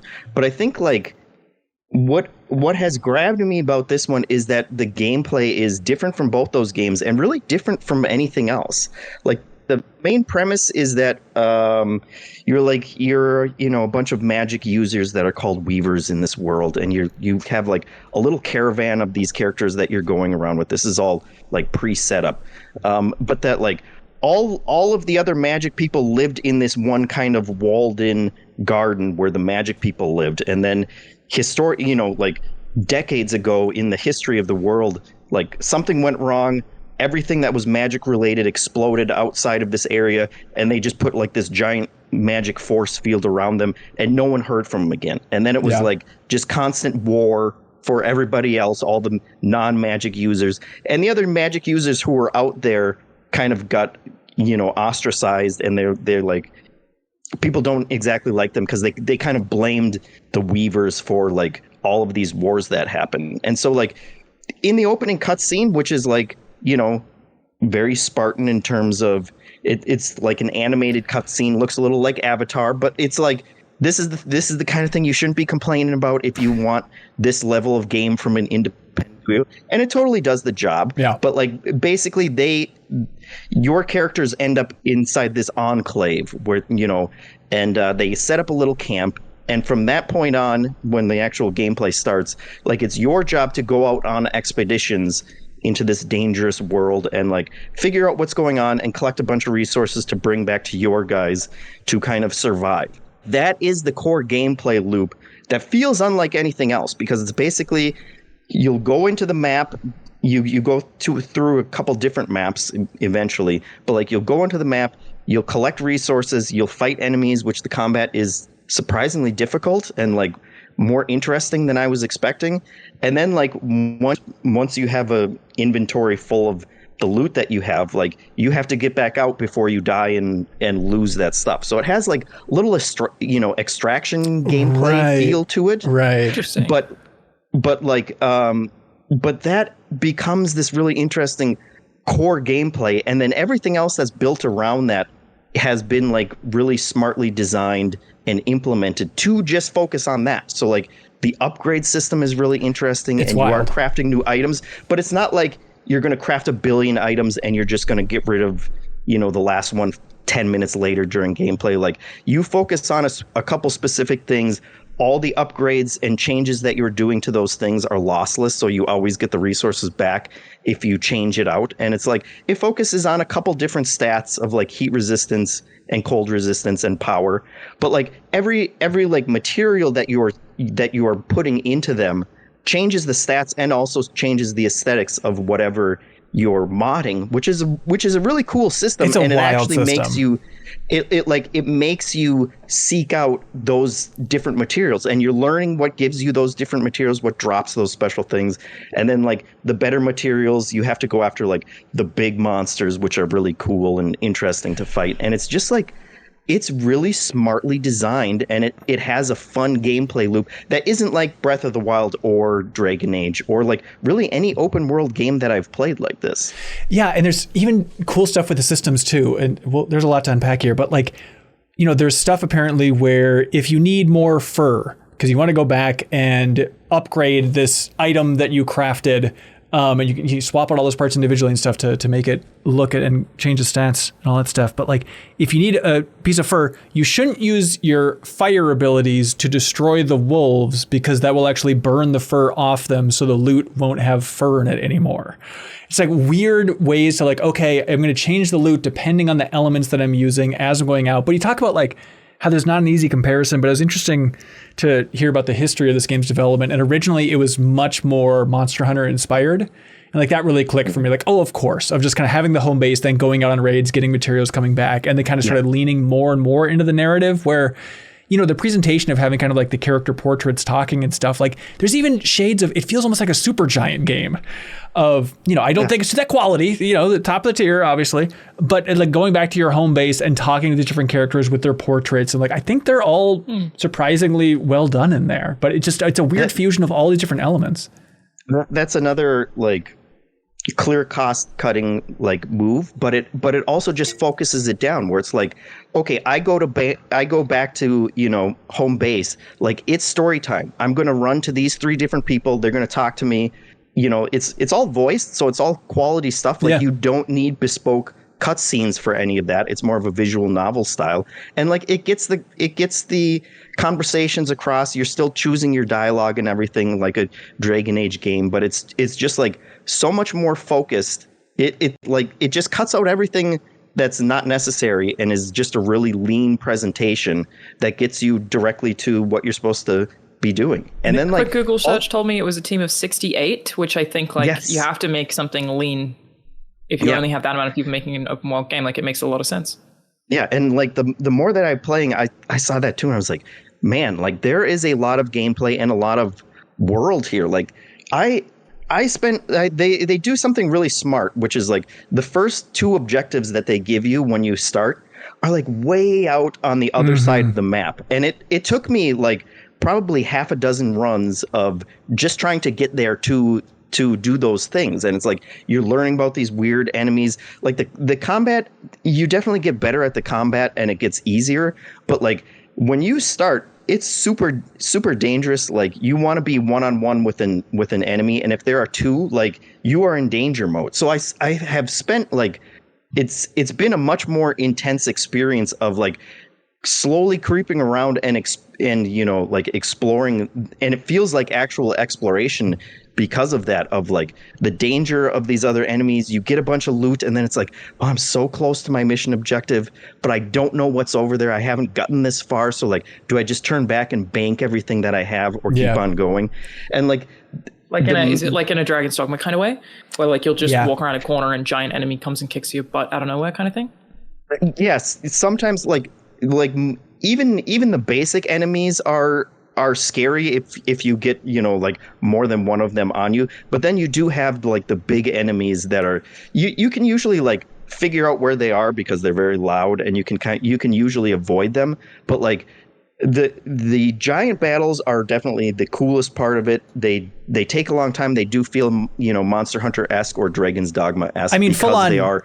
It's Shadow of the Colossus stuff. I mean, the thing is with the Breath of the Wild influence, like you can climb on everything in the game, and so also like Dragon's Dogma, like you're climbing on these huge creatures, trying to hack off certain parts of them, you know, to take the armor out, to hit this weak spot, all that stuff. But like it's cool as hell. Cannot go wrong. Climbing on big guy. It is very great good, gameplay, yes. Especially then if it's a dragon that's flying around and you're climbing around on that. Like it's just cool as hell. And the first dragon that you go against, Hanson, I don't know if it happened to you, but like he will launch like basically giant fire missiles at you, and they will hit you and they will just launch you like way off the map. You know, you're like, there is fall damage, but it's not actually that bad compared to everything else that harms you. And so you'll get launched, you know, like into a house, and the house smashes apart. And then you're in an area where like other enemies are attacking you and you're trying to get your bearings and stuff. It is like my favorite parts of the Dragon's Dogma combat are in here, but it's also like, there isn't as much of the wandering around trying to get missions. Like all of that stuff is so honed down that it's like you just focus on the interesting stuff. And I feel like we got to call it like the magic use. You get some magic stuff. It's not like you're not going to get 100 spells or anything, but like the first one that you get is like Weaver's Grasp, and it's basically just the gravity gun from Half-Life. And it's like you are picking up objects, and you are, you know, whatever object is around you are throwing it at the enemies. It took me an embarrassingly long time to figure out that you can just pick up most enemies with it and then just like chuck them at other enemies. And it like the magic when that clicks, and when you're you know, like in a big melee that you weren't expecting, and you know all these other enemies are coming up towards you, like it is really fun and chaotic in kind of the best way. I spent so much time on that first map filling it out, you know. I was like, after like 10 hours I was like, is this the map? Like, is this right. You know, like, is it downsized to just this map? And then there's been like 3 or 4 other zones that you go in that are just as big, and they become even more interesting in their designs and stuff. And and like the entire time you're trying to figure out like the actual mystery and the lore of the world. Like, as you could tell from my preamble, I have internalized much more of that than I usually do in these types of games. Like, it's an interesting mystery of like trying to figure out what happened here. And like, it's, you know, I understand the 7s that it's getting, but it's like the things that they chose to focus on. Yeah. They are nailing the things that they chose to focus on. And I'm glad that it doesn't have all of the other bloat that, you know, a lot of games that try to do everything have. Related to bloat and map size, Jeff, can I ask you the question that will decide whether I buy this game literally right now or not? How long to beat? I saw in a review that I think IGN said it took them 30 hours. I have been like that core gameplay. It lands in the area of like what I like about Elder Scrolls, which is like going out and collecting stuff and then like upgrading all your things. So I've I put 20 hours in. I probably have at least another 20 hours, but it is not a 100-hour thing where you're forced to do these things for 100 hours in order to get through it. Also, the good news, Alana, you don't got to buy crap because it's on Game Pass, baby. Yeah, we did awesome. it. Love that too. It's free. Hey, that means I already own that. We all know. Yeah, no, it's free. It is nice just to have, like, as I was playing, and I'm like, God, this game, it feels like, you know, they published it themselves. They were originally with, oh God, who was the publisher who went down in flames? Originally a Private Division game. So they're publishing themselves, and it's like, it just needs like a first party push. And it's like, okay, Microsoft's giving them that Game Pass access. That's a great little nudge out of the gate here as this thing launches, because I do feel like it could use some love. Because like, Jeff, I feel like, you know, for so long after Breath of the Wild came out, we're like, God, why don't people and developers just try and take more inspiration from Breath of the Wild? Like, just try. We want systems, we want physics, we want fun, strange stuff in an open world, even though it's more of an open zone game, but you get the idea. And then just first time using like the ice spell in this game of like, we want it to look a little janky. It's funny to make just this huge rod of ice attached to like this wolf's face, and it's like, and like can't run around because it's dragging it. Or there's, you know, an enemy that'll like heat up the whole area and you'll burn yourself if you go in there. So then you have to like use the ice magic to basically frozone a little path as you're skating on the ice and going through it. Like, let me just break the game in weird ways. Like, oh, there's a little chasm over here. I don't think the game wants me to get over here, but if I use the ice spell and just throw it away and build off this, I can make a little ice bridge and get over there. Like, some real little magic moments like that. Totally. Yeah. Like the systems focused gameplay. And then, yes, the being able to climb anywhere, I think this game does it better than any other game, because even if there are like overhangs and things, you'll just completely, you know, like your character will just figure it out and they'll climb upside down or whatever to get over it. And there have been some moments where I've been like, surely I can't get up there. And like, I'll climb up the side of a mountain, and it turns out there's actually stuff up there to get. And you have like those organic moments that really feel like exploration, and like you figured out, you know, a place that you weren't supposed to be, and it's really satisfying. I have been very impressed, and like as I started playing it, you know, like I looked up Laidlaw's career and like how he was working on something at BioWare that got canceled, and then he went to Ubisoft and he was working on something there that got canceled, and like the Dragon Age thing really spoke to me, because it's like, you know, I love the Mass Effect series. A BioWare game hasn't hit for me like this has. You can feel like that DNA of like this like the tone of this kind of reminds me of what Dragon Age, you know, Veilguard was just doing, but like it's so much more focused and the gameplay is so much more interesting to me that like this is clicking for me in a way. A lot of BioWare games, you know, Anthem and the last Dragon Age has felt like they are kind of grafting on more action systems to their core gameplay to like broaden the scope of you know, like the audience for these types of games. And this just feels so much more home down. Like they know what they wanted to do. They have really nailed the combat in a way that like it feels really good to play, even if it's not, you know, the most, you know, expansive kind of game. Yeah. Totally. It's. I'm installing it right now. I also did that. I just set it to download. Okay. I mean, your dear co-host of Play, Watch, Listen, Austin Winnery, composed it, Alana. I don't know if you're... Oh, did he really? Yeah, totally did. Oh, no way. So there you go. Impress him and play it. Too busy, that guy. Yeah, he's doing too much. It's out of control. But yeah, I'm rooting for the game. Again, it's not a 10 out of 10. It's a really interesting game that you could use some more love this year. And I hope it's not just immediately buried, because playing it, the cynic in me was already thinking like, this is already like the greatest hidden gem from 2025. In January, we're going to be like, remember Eternal Strands? That thing was cool. It was trying stuff, man. Yeah, but Eternal Strands, it is out on PC. There's a free demo out there as well, but then it's on Game Pass and on PlayStation if you want to check it out. I've been playing on PS5, and I don't know what it says about the state of the game industry, but it's like, hey, do you want to play this AA game self-published on PS5? And in my mind, I'm like, this is going to be a buggy mess, but sure. And then turns out it's been running great for me, like just amazing. Super solid. What a great story for them too. Like what a wonderful thing that happened. Yeah, for sure. It all came together. There we go. Unfortunately, Jeff, your mic was too bad, so we'll be cutting all that. It won't be usable, but we appreciate your time. Fair enough. Yeah. Hey, do you guys hear somebody else making a grand entrance into this here podcast here? Reindeer paws? On my roof? If the reindeer were clapping, that is. Janet Garcia. It was Janet Garcia the whole time, Leo. Oh. They pull a mask off and it's my face underneath still somehow. Hell yeah. Thank you for being here. You were like, you know what? I want to be on this podcast because I'm dying to talk about Lonely Mountains Snow Riders. Mm-hmm. The new game, Lonely Mountains Downhill from, God, when was it? Years and years ago?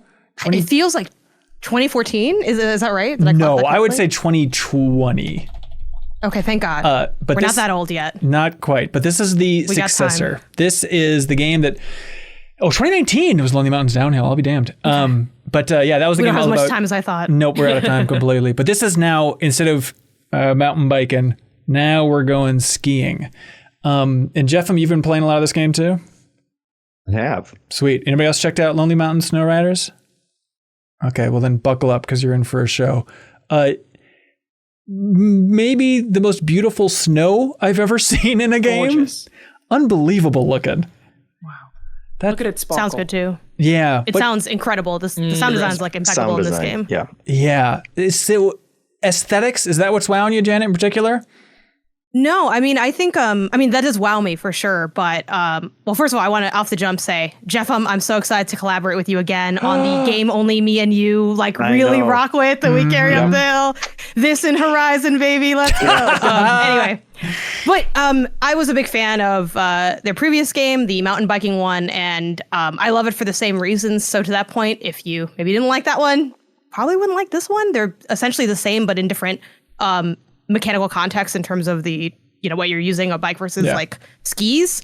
But it is just a really incredible tight physics game. Like essentially that's what this is, but it's not like wonky physics where it's like, oh, it's wild that you crash out. Like there are goofy crash outs, but it's very controllable, very comfortable, but it's all about getting to know the landscape of the terrain that you're going down, semi-memorizing it. It's not like full memorization, but getting a feel of like, oh, I think, and there's like different routes you can take. So it's kind of like a puzzle game. It's like a puzzle physics game in a lot of ways. Yeah, with like a little bit of that trials energy in there of like, okay, let's try and optimize this route, go for this stretch again and again and again to try and make the most out of it. And it's smart too how it has like different victory conditions. Like if you make it down fast, you can win, but also if you only crash, below 10 times, then you also win if you want to feel like taking your time. Like it's smart how it allows that flexibility while still being pretty challenging at a certain point to make it through these things. The first one just called Lonely Mountains. I think I may have played it. 'Cause Downhill. It looks so familiar. Lonely Yeah. Mountains Downhill. Let me check. Yeah. I think I did. Yeah, it was a big like game like this. I found out about that game first from like shouts of Metal Jesus Rocks, like the YouTuber. He did it as like either games to play on Game Pass or like hidden gems. And I was like, oh, this looks rad, and played it. And I'm like, wow, like it's one of the like best feeling games that I've played. Wow. And when they announced Snow Riders was coming out, I was like, oh my God, this is going to be incredible. And all the people that liked the other one were like, oh, finally, this is great. And everyone else in the world was like, what is this game? And I'm like, you don't know about our Lord, Lonely Mountains? But Jeff, was this your experience as well? Like, did you play the last game? Like, how did you get into this from the franchise now? So I played a little bit of Lonely Mountain Downhill. I'll say right now, like this game, the worst thing about it is the name because I can never remember the like snow downhill snow surfing riders, whatever the addendum is. But I played some of the first one, and to the thing that you said earlier, I enjoyed the feeling of it. I didn't really get into it. Like I bounced off of it pretty fast because of that kind of trials energy of like I was doing one run and I restarted like 100 times in a row because I was trying to like learn this one specific part, and I was like I can't do this. This is going to completely consume me. Yeah. But this one it has completely grabbed me. I'm happy that you're here because I didn't want to gush about two games back to back and just come off as a completely crazy person. But this was the one I was originally going to gush about this one before I started playing Eternal Strands, because it is like it nails the feeling that it's going for. Another one of these games where it's like it focuses on one thing and really nails it. And it is like simultaneously the most casual skiing game and also the most hardcore skiing game. It's weird, yeah. Because it is like you said, like to get good at a run and to like really nail it if you're going for like that third objective, which is like don't fall too much, also do pretty good on the score. There's no race line of like follow this line in order to get down. There's no arrow pointing you to where the next checkpoint is. Like, and you can't even turn the camera around because it's like the fixed camera. So it's like you just have to keep going down this mountain, figure out which way you want to go down, figure out, like some of the best moments are like you figure out a way to get down this part that's clearly wasn't designed for you to get down. But like, if I brake super hard right here and then I'll fall down, and like, if I'm pointing at the right way, like my skis will dig in and I'll do a sharp turn, and then you just kind of commit that to muscle memory. And like, when all of that comes together into a good run, like it feels so much better than any other racing game. I'm not the hugest like racing game fan, but I do like rally racing games. And this has that vibe of like when you're doing good, like you're still out of control 90% of the time. And it's like that 10% where it's like, I have to hit this turn, and like you nail it. And then it's like the screen is coming at you so fast that you can't completely know what is up next. But like you're just kind of reacting to it as best as you can in those little moments, and like when you nail it, it feels so good. So with this one, they're pushing multiplayer. That's like the big hook. Even it's like it's kind of the first thing on the menu. They really want you to focus on that. Are you all into that, or are you still focusing mainly on the just solo trial stuff? Absolutely not. Okay, that seems like the hook. My criticisms for the game, and they're not, these are more me criticisms, but like, I'm not interested in doing this multiplayer. I like the idea of like a lonely mountain that you are going down. Yeah, it's called Lonely Mountains, for Christ's sake. Yeah. And figuring that out. And then also like you're constantly leveling up your character and you're unlocking stuff, and it's all like the low poly model, like different clothes, but they all look exactly the same. And I just have no interest customizing my character in any of this. And so like, I don't, like it, again, it's not a negative, because if you want to engage with that stuff, you can, otherwise you can completely ignore it. I will say like you end up unlocking different sets of skis as you go. And like the first time you unlock the next level of skis, like they feel so much better than the previous ones that you had.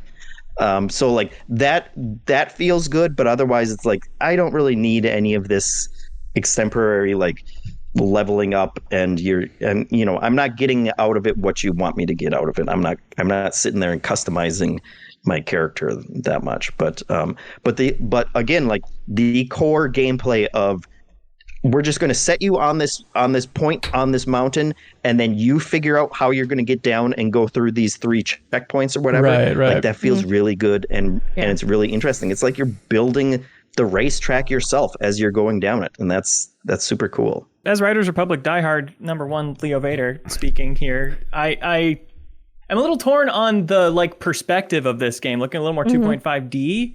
But I do understand how that gives you a bit more perspective on what's coming up, and how knowing from Riders Republic how much it is about shaving off seconds by turning almost before you have to, like leaning into stuff.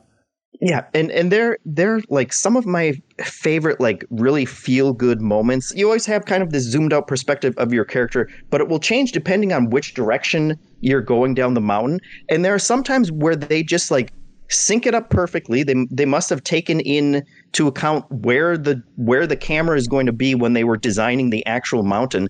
And there are times where it's like half the run you'll be going sideways, and then it will kind of slip and turn around, and then you'll be coming straight towards the camera, and it feels good, and it feels synced up in a way that like I never expected. I never thought of like the camera as being a design choice like this in a racing game, because you're used to it just being behind you and you just kind of turn it however you normally want. But they like do some interesting things with that restriction, and it ends up feeling way cooler than I thought it would.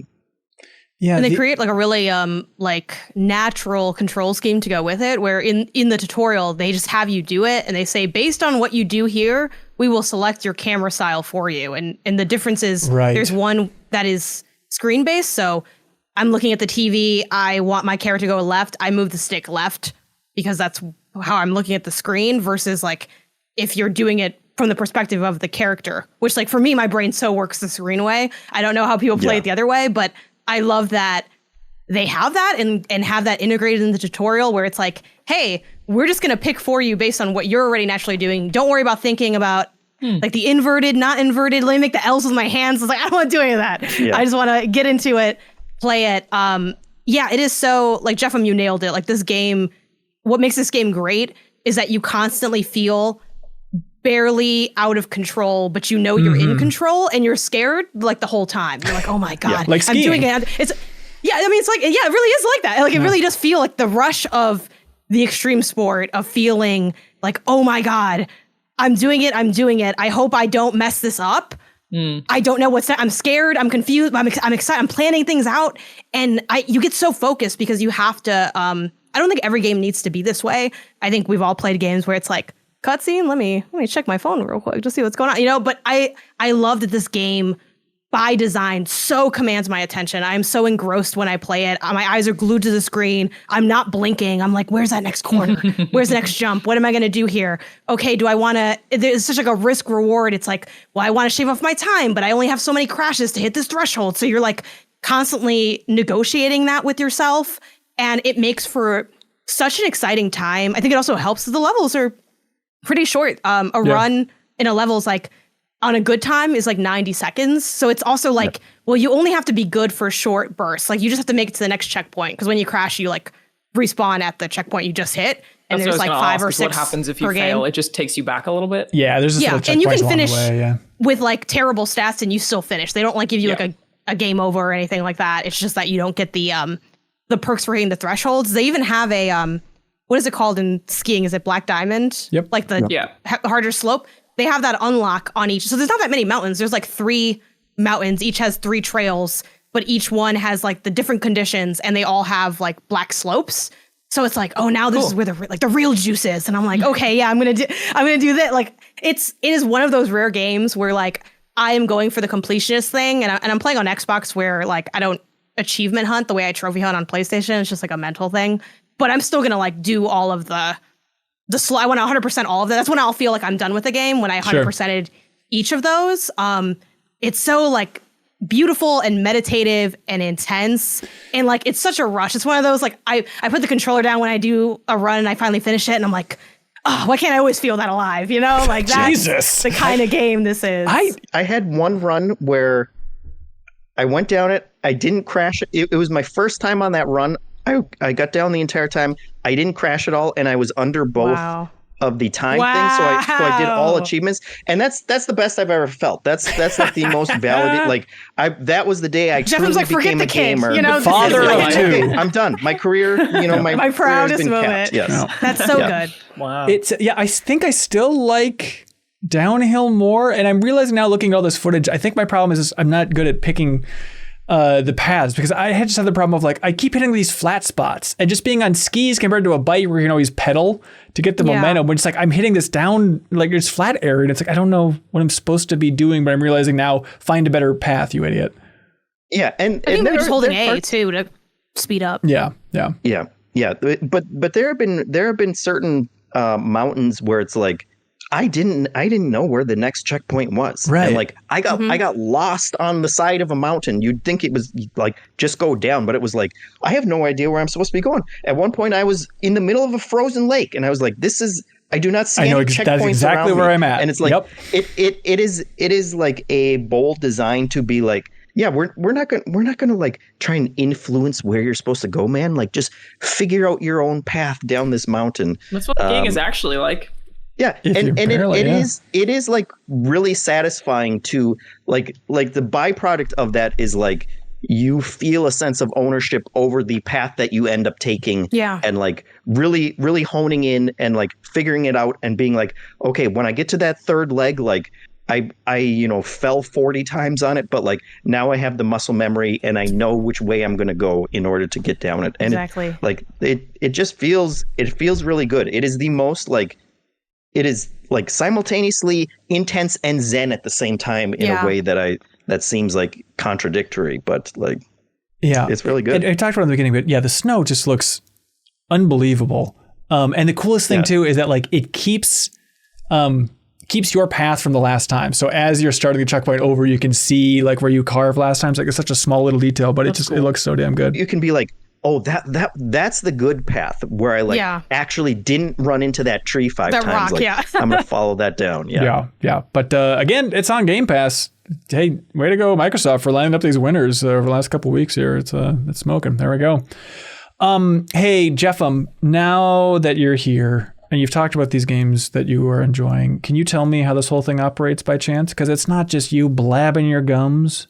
No, yeah, it's giant monsters and ski poles. That's right, everybody. Which can be found if you go to patreon.com/MinnMax with 2 N's. Check the fine print. But I guarantee you can find exactly what Jeffem said. If you go to patreon.com/MinnMax with 2 N's, find the tier that is right for you. Help support independent games media. We greatly appreciate it. If you enjoyed any of our content over the last couple weeks, our content coming up, which should be very fun, like the deepest dive on Onimusha. We have at least 3 more, hopefully great interviews coming up in the near future as well. So again, find the tier that is right for you. A special shout out to everybody at our Wall of Heroes tier, which, Alana, it's the $50 tier on Patreon. So if somebody supports us at the $50 tier, they can put a promotional image on every MinnMax video throughout the entire month. Been seeing those dogs. Yeah, there's some dogs in there. Stuff. That's the thing, is that people put like their passion projects, their indie games, their small business, their record companies in Australia, their pets, their favorite games, anything like that. For $50, your image gets seen over 1 million times. Is the stat on that. So for $50, especially indie games, it's like, get in there. Why not get it seen? If you're launching, you're worried about getting drowned out, jump on in.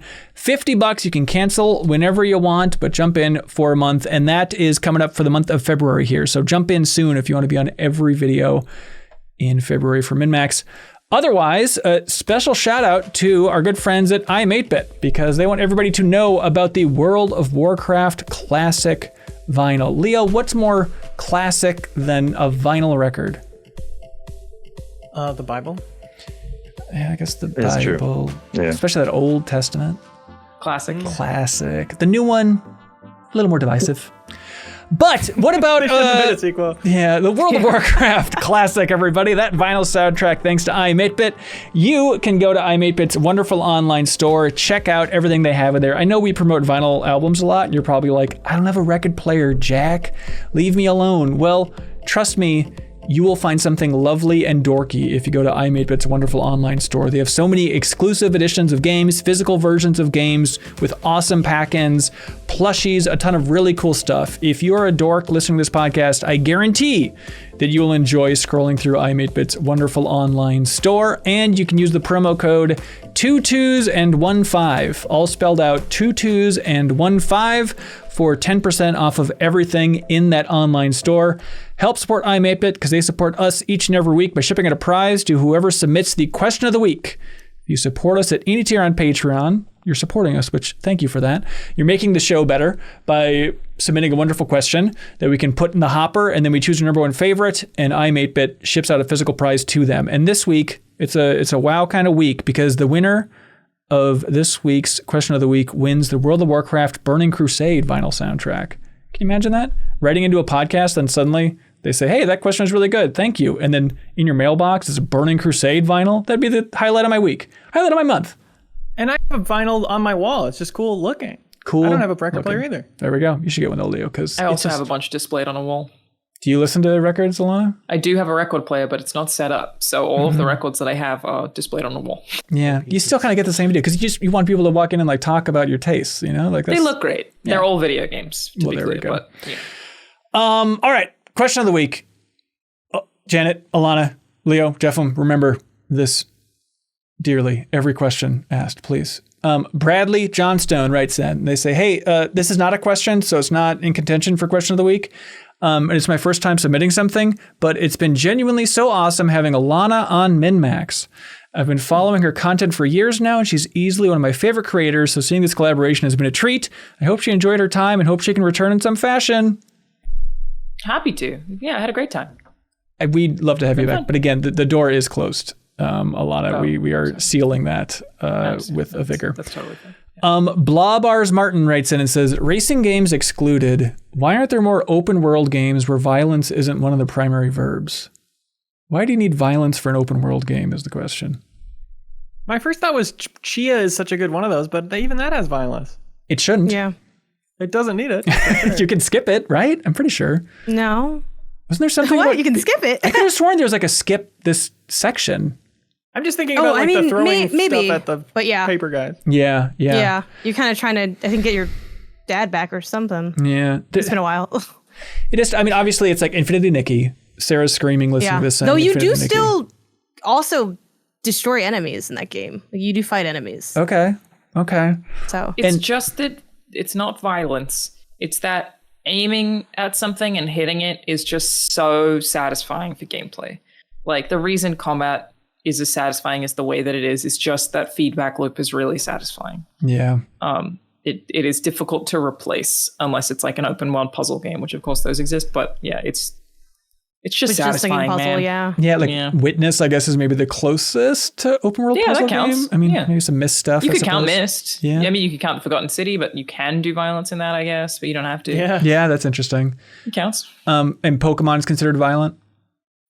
But yeah, it's still violence. Yeah, I'm still waiting for it to be open world, so Well, I mean, get back to me. the Scarlet and Violet's open world. You're not counting that? Arceus is open worldish.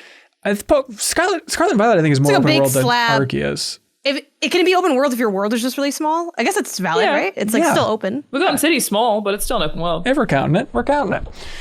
Spaz is saying Outer Wilds. Good point. Outer Wilds, yeah, it's tricky. I guess with space, you don't think of it That's so also much puzzle, as, though. I guess you get. I think puzzle dominates that lane because a lot of, to your point, like the satisfaction is like I did the puzzle. Yeah. So you need an oomph, and I guess we haven't found oomph outside of hit thing or solve It's just thing. a huge oomph. Like, even like when they talk about like, why do people like playing violent video games? It's not, they just like aiming at stuff and pressing a button and seeing immediate feedback. Like, it's not like when I'm playing a shooter that I'm like, yeah, killing people. I'm like, yeah, I had a good time aiming and pressing the trigger. Like, it's just, combat's just satisfying. So you're saying if you had Doom, but it was just like Nerf darts, you'd be like, A-okay, no notes. Honestly, I don't care if they don't die. Oh, all right. It's counterintuitive. So you're on to the side of the narrative, demons when it comes to the but notoriously, yes. yeah, a lot of pro demon. Yeah, you hate to see it. Alex, Pacific Drive isn't quite open world; it's open zone. But I want to shout that out. Yeah. as finding a Yeah. lot of rich gameplay. It's a rad game. that's true. Yeah. That's back to the driving. So I guess there's lanes. Yeah, there are a few. They're of them. just not as plentiful as maybe, I guess, like a cozy open world thing would be cool potentially, like a bigger area to scavenge. But you kind of get some of that with, like, I don't know, it's not open world, but Creatures of Ava is kind of a little in that angle. It's like Animal Crossing is like open world, just the world is tiny.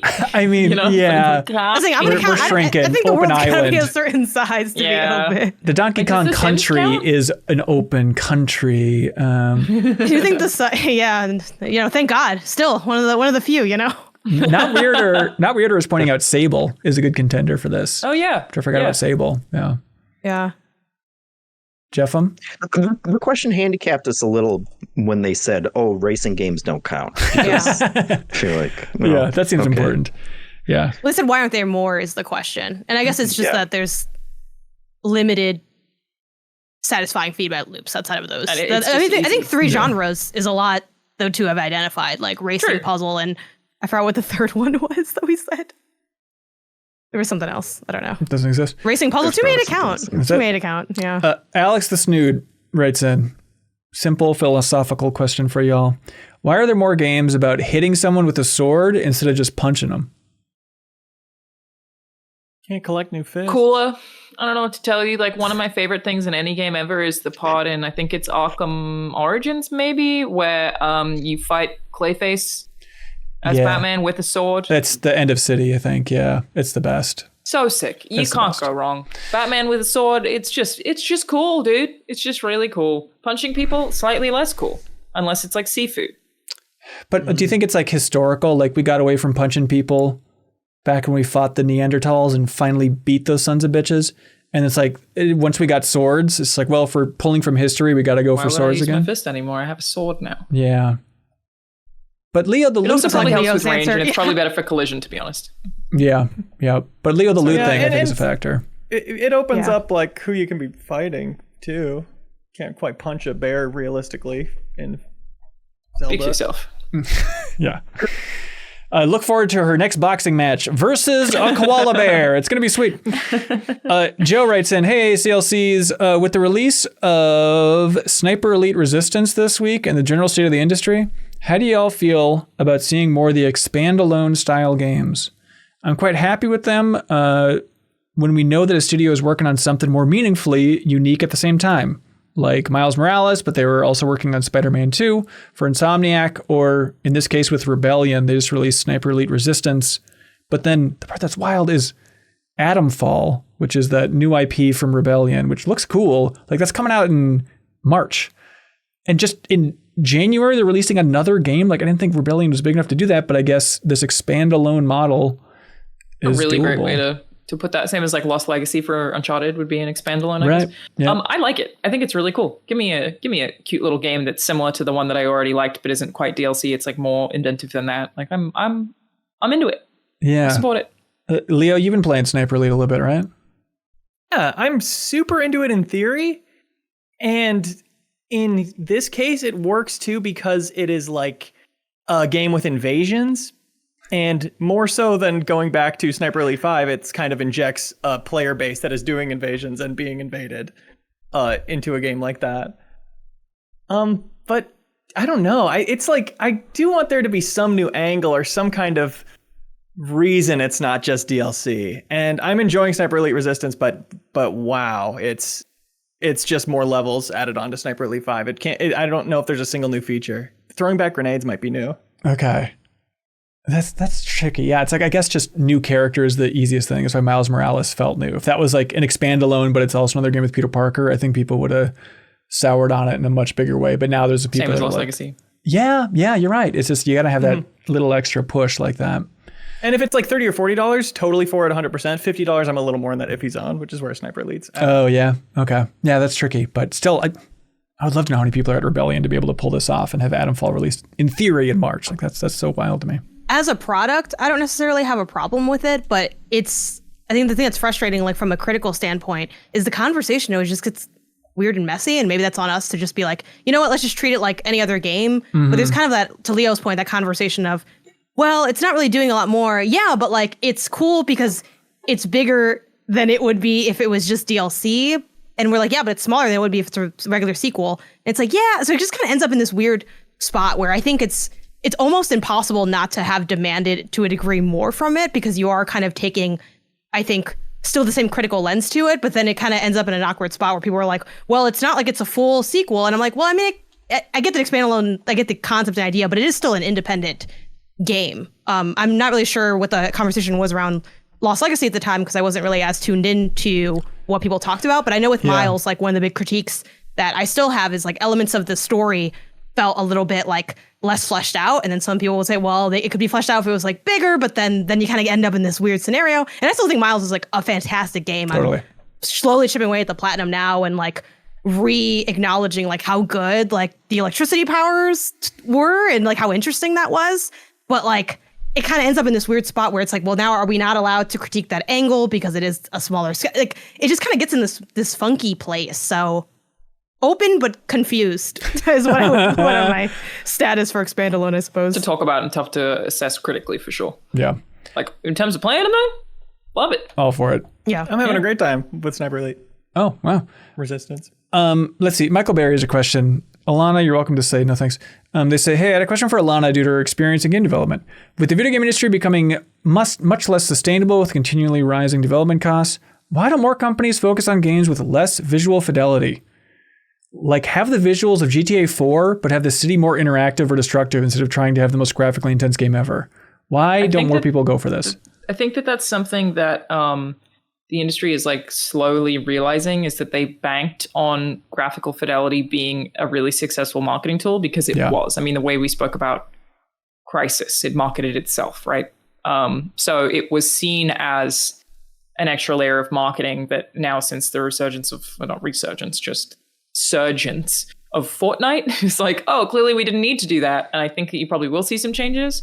Like the new Dragon Age Veilguard. I didn't play it, but like clearly based on trailers, looked much more Fortnite-y and much less hyper realistic. So I think that is shifting a little. But it's also just the way that the engines have evolved. So it's not that hyperrealism is as financially taxing as you may think it is. Like, it's not like it's cheap, but if your engines are built over time to facilitate that, then it's not the hardest thing in the world to do. It's, again, I don't want to understate it, but if they're already built for it, it would be harder to walk it back in some ways. Yeah, think about something like Indica, or trying to think of like kind of the bigger kind of indie games from recent years that like look great and are going for, when Indica is trying to go for real world. Difficult for devs, really. Like, and again, I can only speak to the limited knowledge that I have about, like, I'm not a person who's implemented ray tracing, but because of the way that works, it's effectively automated. So it's like, it makes games look a lot better. Like, Control is absolutely gorgeous with ray tracing, but Alan Wake 2 is as well, actually. But that isn't inherently super difficult or super expensive because the tools are already there to facilitate it. It's baked into Northlight, yeah. Well, there we go. So the answer is it'll slowly change. Perhaps. So yeah, Okay. I think it's being walked back. Spencer Bertine says, hey, with rumors swirling around the potential price of GTA 6 increasing to $100 US, this is just rumors, just speculation out there, and game development times extending to upwards of 6 years, I have to wonder how much of these industry pain points can be directly blamed at us, the consumers. I can't help but think that if the masses weren't so concerned with the length of full-price games or how detailed and realistic these titles looked, we could rein in a lot of these creeping concerns of the community. So GTA 6, if it hits the shelves at $100, do we just have to look at ourselves in the mirror and say, we did this. This is on us. I don't find that very productive. Yeah, it's also, the industry's in a really complicated position right now where I think I said this last week or the week before. Video games are competing with things other than video games at this point. Right. Like, video games are competing with social video. They're competing with TikTok. So like, they're not just competing with video games. So in order to try and get people to stop spending all their time on social media and instead to spend their time on video games, they're becoming bigger and bigger and bigger to make them more and more appealing. Like, it's a attempt to suck people away from things that are not video games. Because right now, like, one of the problems the industry has is just the player base just isn't there in terms of growth. Like, it is not increasing exponentially unless you're Roblox. Yeah. So it's kind of, the whole system is broken because social media is too addictive, and that's a thing that, like, I really feel like people aren't considering. It's a lot though. Like, there's also like, if you compare it to inflation, which is a thing that I often have been like, games shouldn't be more expensive. Bobby Kotick should get less money. That's how it should be. We, the consumers, shouldn't have to front that bill. But at the same time, if you look at the inflation on, like, price increases on video games compared to other industries like Netflix, video games are actually cheaper than they've really ever been. So a price increase would make sense. It's just because they haven't historically done it. Like, they have, like, increased the prices of a Netflix subscription or YouTube or whatever else.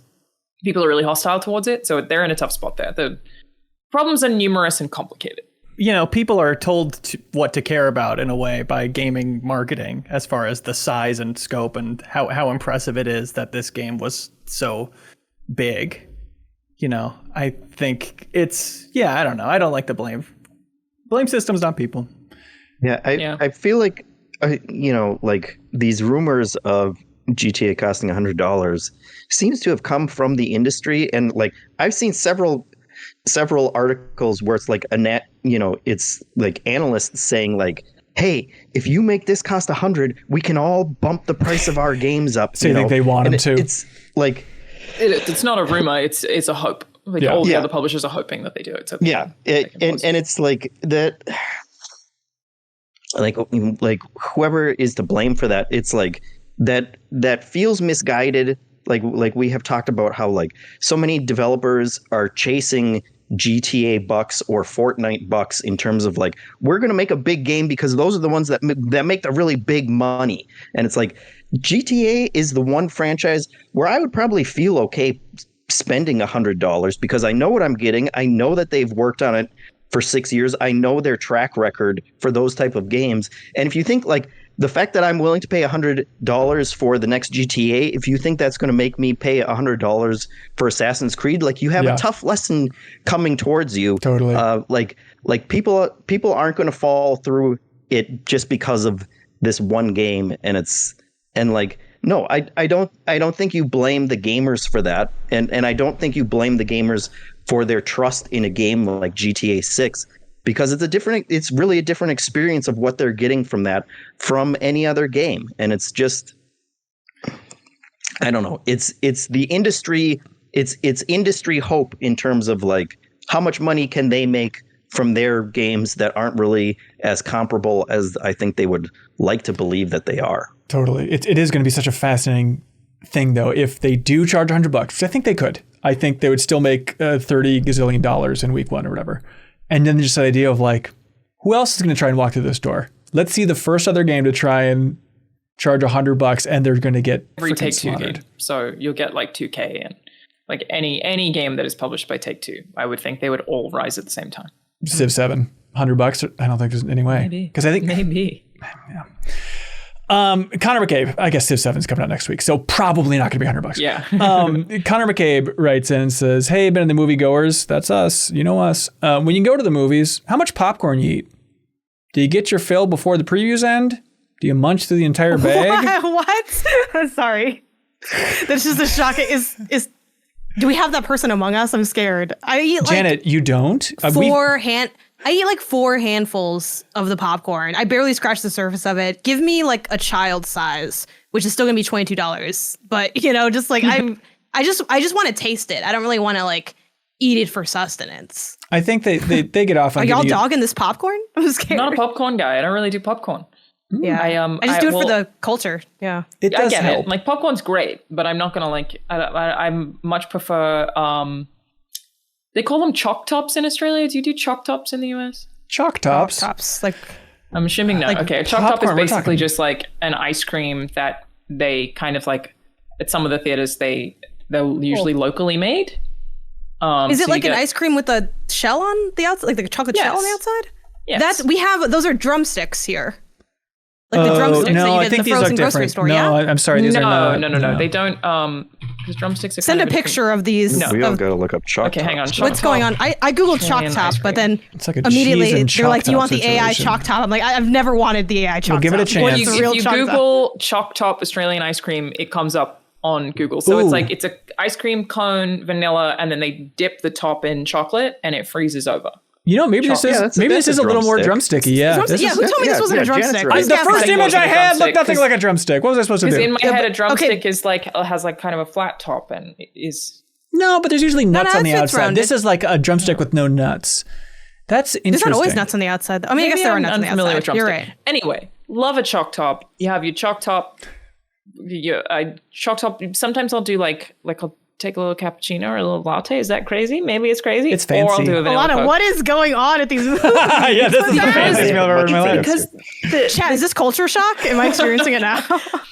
I just love the cold ice cream with the warm beverage, and Australia is much fancier than the US in a lot of ways about the kind of things you would eat at. Like, you're not having your Montrachet. shitty hot dog. Clearly, the evidence is with Alana. Your terrible Okay, if you $7 ordered the hot dog, that was your fault for ordering a hot dog at a movie theater. But it's all The trash. consumers are to blame. Yeah. Why do you think No, if you yeah. pizza at a cinema? It's crazy. Like, and it's I just don't like know. terrible little. Ugh.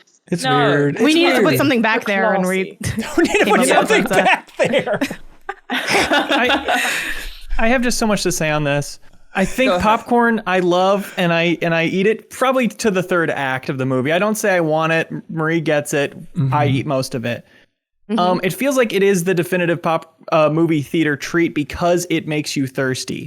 And Yes. it does not exist without the companion soda. Correct. And it is kind of the food equivalent of sugar water in the way that soda is maximum profit by volume. So first off, we're being manipulated. Okay, all right. Wake up, sheeple. A chalk top sounds amazing in the theater. Great. But on pizza and stuff, it's like it keeps getting me. I keep trying it when I hear something new, and it keeps not being good. We were about to go see a movie, and Maria was like, "You can't do it this time. It's not going to be good. Don't get any of the food." And I said, "Okay, but what if they had paella up there? Stop it. Get some help. I'd have to get it." And she said, "No, you wouldn't." I said, "We'd have to." And luckily they didn't have it. But if they ever did, Thank God.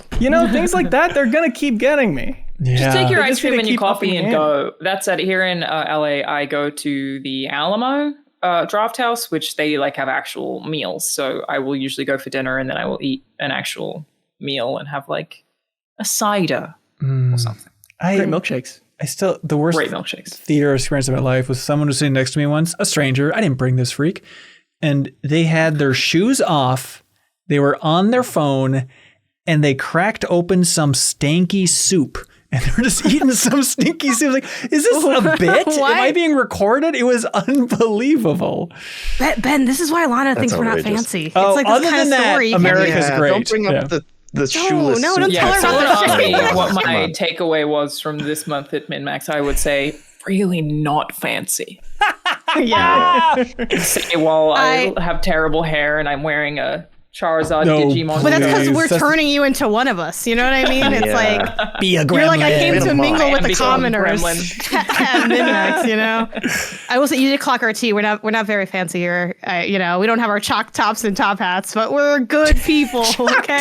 Yeah, I just feel like the cinema food experience in the US sucks. To be honest. Okay. Okay. It's just not great. It's not great. Yeah. And the chalk tops, like often again they're locally made. Some cinemas, only really specific ones. I think there's a branch called Dendy that maybe does this. They make them themselves, so like they home make the ice cream while you're there.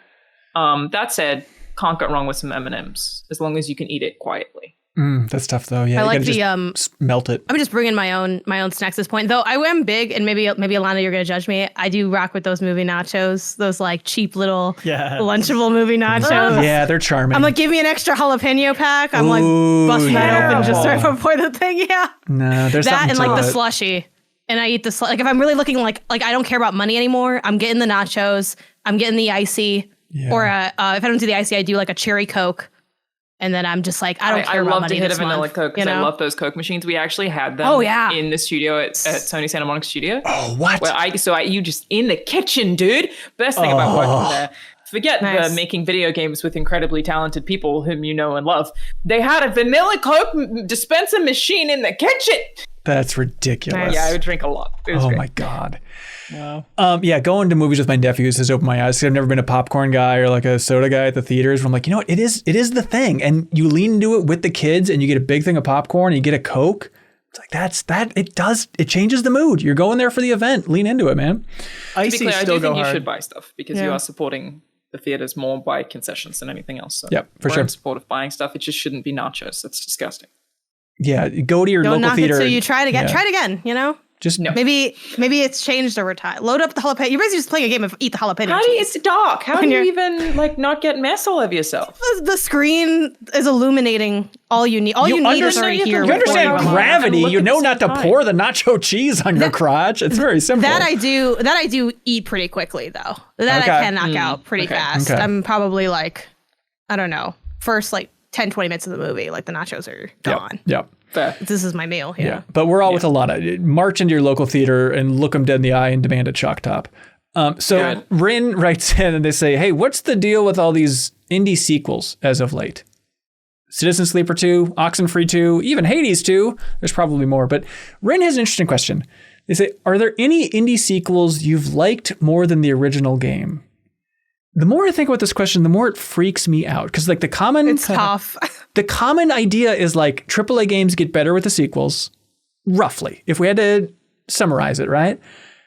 I think it's the complete inverse for indie games. I've never thought about it before. Okay, I hate to be this guy. We do this on Playwatch Listen all the time. Are these games indie? Citizen Sleeper 2? Yeah. Like the ones we're thinking of? Yeah. Yeah, I think Is so. Hades indie? yeah. Are they owned by? They I don't think have they're a- owned by anybody. But they have a big old publisher I don't who think very well could have said, make another one of those. I think Supergiant self-publishes. Do they self-publish? I think so. If yes, they are indeed indie.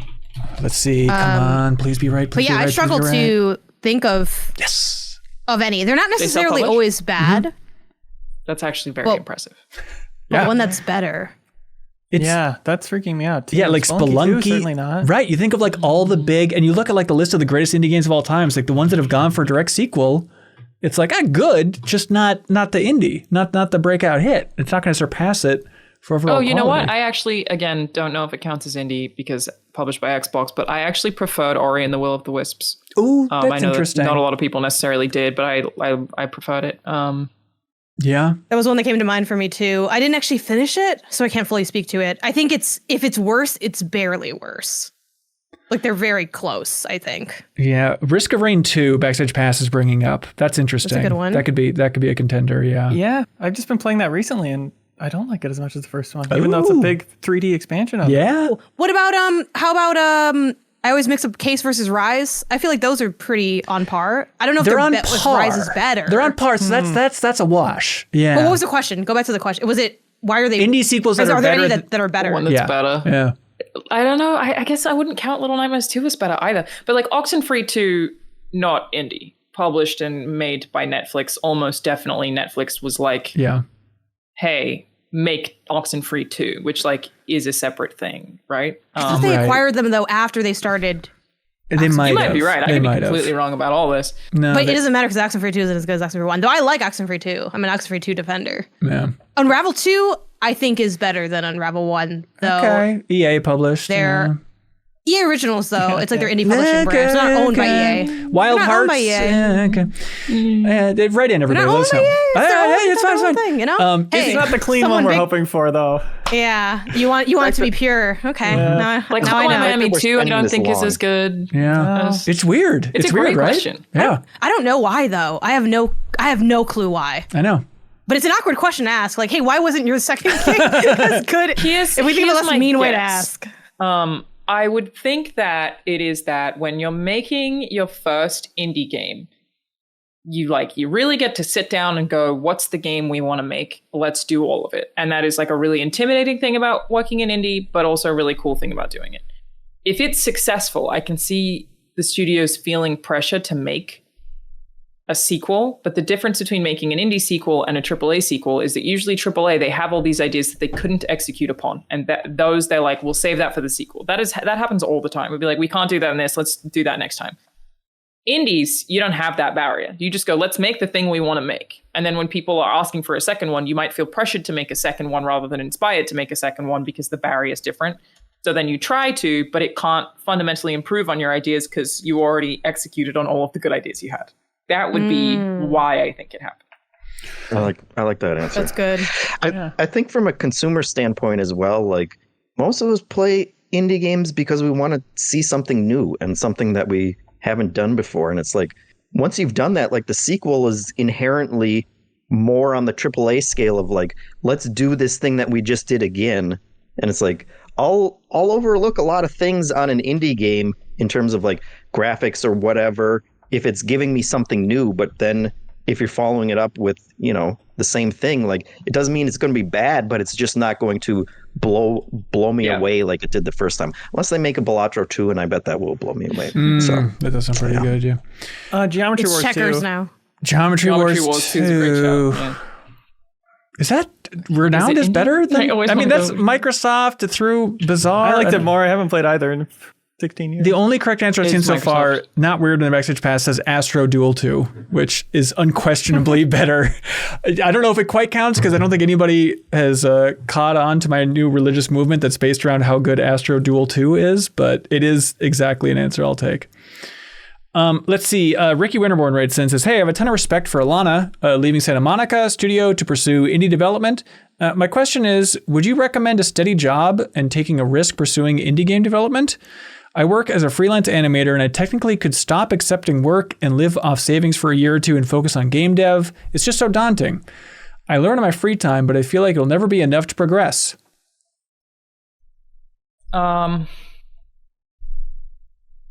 I would start, which is what I did, to be fair. I was already working on indie games before I quit, just very, very little. Okay.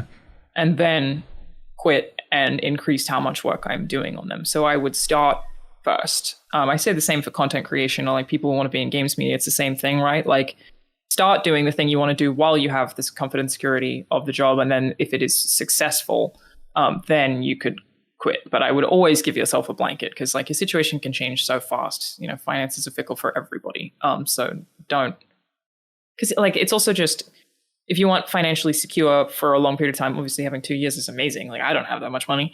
That's incredible. But you don't want to be making something under super stressful conditions, like if you're worried about paying bills, because that's a lot harder when you're indie. Like, the main goal of an indie studio, for every studio that I know, is to make sure that the people who work there can eat.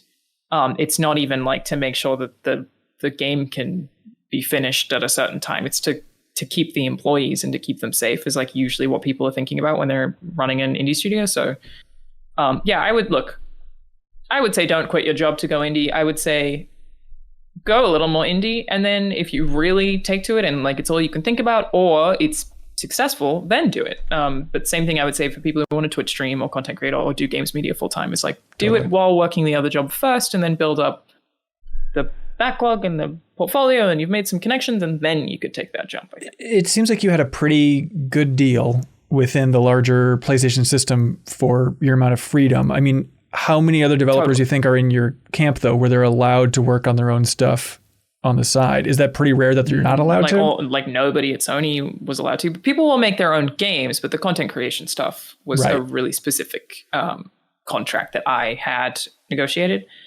But I mean, for me, I could have gone independent a long time ago in terms of like I didn't need to work at Sony Santa Monica Studio for a job. I did it because I really wanted to work there. But I could have gone independent. But so yeah, I'm very outside of that bubble anyway. And that I could have been independent probably like 6 or 7 years ago and been okay financially. I just didn't want to. But that my angle here is still coming from like where I started, you know, like, and then I was like still working a full-time job while I first started in games media, and then I like slowly started transitioning until like I could work more and more in games media, and then got to IGN. So you can, at a lot of studios, except for the ones that have contracts explicitly against it, I feel like that was a thing that was touched on in like the Psychonauts documentary. Yep. You can work on your own games. A lot of places, how would they even know if you're doing that, to be honest? Like, how would they know? Right. And it's a tough thing to enforce, I think. Yeah. Thank you for mentioning Psych Odyssey. You're truly a MinnMax member at this point. It's the best thing ever. Liz Phillips writes in and says, not a question. I just want to say that I totally get Leo's love for Hitman. I've played Hitman 1 and 2 and 3 this month and had an absolute blast. I even dropped a toilet on a target's head for you, Leo. They're so good. Hell yeah. There you go. Liz is a fan. Izzy Nuts writes in, of course, they say, howdy MinnMaxers. Assassin's Creed Odyssey is a notoriously long and sprawling game, but I was still surprised that after 6 hours of playtime over multiple play sessions and completing dozens of side missions, I was greeted with a late title card as I left the starting island.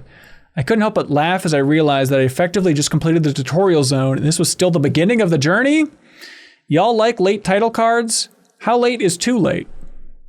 I like late cards. Late cards are fun. I think I like them more in media than I do in like TV movies than I do in games, but I enjoy it. Yeah, I think in games like Odyssey, it's fun because it's placed in a way where it's telling you what the game is. Like, that is specifically placed where it is to be like, by the way, it's a big game about exploring.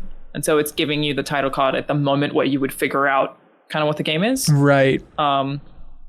Yeah, I like a stylishly placed title cards. I actually like a lot of indie games that do title cards for chapters. I always think those are pretty cool. Like, you get a little big intro title card when you enter a new level or whatever. I think that stuff's fun. Yeah. It's also, if it has like a flowery name, such a good point for the writers to be like, just pay attention to me right now. It's all I ask. There's no distractions. Just this one time. Look at this on the black screen, please. Oh. You know, is late responses to emails. Hitman announced, I had like a elusive target drop over the holidays. It's like the biggest one they've ever done. I almost could have talked about it on the podcast, probably. It's kind of crazy. It was really fun. And the twists and turns, Jean-Claude Van Damme crossover, with matching DLC. It's really weird. That rules. Those games are awesome. Big fan. They're amazing. Yeah. And they totally changed up the Chongqing like lab area. It's like the biggest change to a map they've done for an elusive target for sure. It's so weird to feel like they were done with it and to come out with that out of nowhere. They can't stop. They can't leave Hitman behind. Yeah. But how late is too late? Dragon's Dogma 2 is the answer to that question. Izzy Nuts. Thank you. Neil McMahon writes in and said, hey, I started playing Final Fantasy VII Rebirth, and I'm also watching the deepest dive y'all did along the way. I love that it's a group of best friends talking about games. Well, good. There you go. I love the game so far, but I'm noticing that so many of the linear story sections have Cloud crouching inch by inch over an inn in Chapter 2, walking slowly every few minutes during dialogue, or literally QuickTime eventing his way through a slow crawl in the fire in another section. I agree, Neil. Game of the year. My question is, why? Why do we need these parts in games where you're forced to slow down like this? Assassin's Creed Shadows has one. Oh, good. You're injured, so you're crawling type of thing, which I have been through a few times now. Yeah, like I always, that a couple people got high and mighty about it. Like especially the squeeze through, it's so you can load the entire next area, obviously. But then I remember hearing from years ago that developers are like, well, maybe sometimes, but it's also just you need to change the pace. If you don't change the pace of your game, it's going to feel monotonous and dull. In God of War specifically, I could speak to like that design in Ragnarok, is to give players a clear indication of an environment change. It's like to be like, okay, you are starting the new thing now. All of the puzzles you did previously are done. Like it is a way to like signify to players that they are in a new thing and the things are separate, so that it's like easier for them to follow what they're doing. Like a lot of those aren't loading. Sometimes they are, but a lot of them are just breaking up gameplay segments to make it more easily digestible to players. And you're not going to squeeze through back immediately. Right. Yeah. Though I'm not going to lie, I've probably squeezed through back at one point in my life. I'm not ashamed to say where I'm like, let me just double check something really bad. I think I left something back there. I think the Cloud crawling through the fire, though, specifically, I think it's just leftover. And obviously, different designers or different players will have different opinions. Some people like having that interactivity in those cutscene moments. I personally almost never do. It's really rare for me to think those hit. I think the only time I've liked it is as much as I'm a little bit of an Uncharted hater, the Uncharted 2 train scene, that QuickTime stuff was cool and exciting. I don't like it in almost any other context. I find it really, really boring. I'd rather just watch it than be involved. You're kind of waiting for it to be done a lot of the time. But at the same time, we would all be like, this is dumb if we're walking through those environments at full speed. It would shatter so much. It would ruin the drama of the game. And so I feel like you're kind of damned if you do, damned if you don't. Like, it'd be laughably stupid. I don't want to walk at all. I want to watch. I don't want to walk in that. All right. To each their own. Travis Manick writes in and says, hey, we all know that Ben hates actors. Travis, I was hoping no one was going to bring this up on this entire month of a lot of content. This is going to be very uncomfortable. And Travis says, but Alana recently posted a picture on Instagram where she was at an event with Kumail Nanjiani and his lovely wife, Emily Gordon, and others. And Alana is also an actor. So Alana, please help educate Ben and share your favorite interaction with an actor to prove him wrong. Just like to be clear that when we pick these questions, I literally did not thumbs up any of the ones that said my name. I just want to be clear that I did not do that. Somebody else did that. Not even one of them. Yeah, that's true. Second, I also hate actors. Is that true? Truly hate them. Thank you. There's the whole thing, but there's a difference between the kind of actors that you hate and Kumail Nanjiani, and his lovely wife Emily. We basically do movie screenings at Mike Flanagan's house regularly, and we're going again on Friday, and I was there yesterday, and we watch movies together all the time, and Kumail is part of that group, so he and Emily also come and watch movies there sometimes. So there's a difference between the kind of actors. I don't know why you hate actors, Ben. That's a whole separate thing. But the kind of actors that you hate and the kind of actors that are just cool people, and the kind of actors that you hate are people who are acting constantly. So they have to act in front of you all the time. Right. That is definitely a thing that sometimes voice actors do, where they just do a little acting, but it's constant. You're having a coffee and they're like, oh, cup of tea, would you? And you're like, what are we in character for? Shut up, Ben Starr. You can just say it. Shut up, Ben. Or there are some actors that are just very sniff their own farts, pretentious. And especially living in LA, you certainly meet those people and they can be insufferable. And Rahul, my boyfriend and actor, will make fun of me all the time for how much I hate actors. But it's they're not all like that. Also, a lot of writers are really terrible. Oh, that's interesting. That's a good point. Writers. You should meet game critics. Also, it turns out there's bad people everywhere. And a lot of them get very sensitive and think that they're the most important part of the thing, and not that it's a whole team. And it's just a lot of creatives can be very insufferable. It is what it is. Ben, why do you hate actors? I think I hate them because they get way too much attention. And it was always the case of being in the press and you'd be like, hey, can we talk to the developers? And they're like, no, but you can talk to this C-list actor about the game. And it's I don't care. no offense to actors out there, like I feel like creative input on these games is a spit into the ocean, I feel like, from the oomph and effort that it takes to create some of these games. I know that's not always the case, and some actors have a huge influence on the games, yada, yada, yada. But I just feel like they get too much attention. They're naturally beautiful, so they naturally get all the attention anyway. Their fault, though. That's the studios doing that. Yeah, that's true. In no small part, it's because game devs are bad at speaking.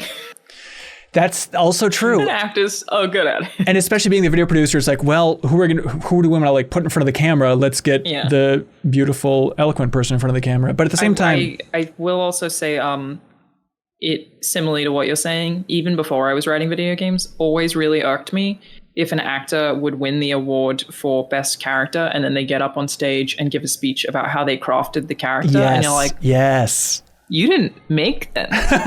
you read brought the page. them to life. Your contribution is very important.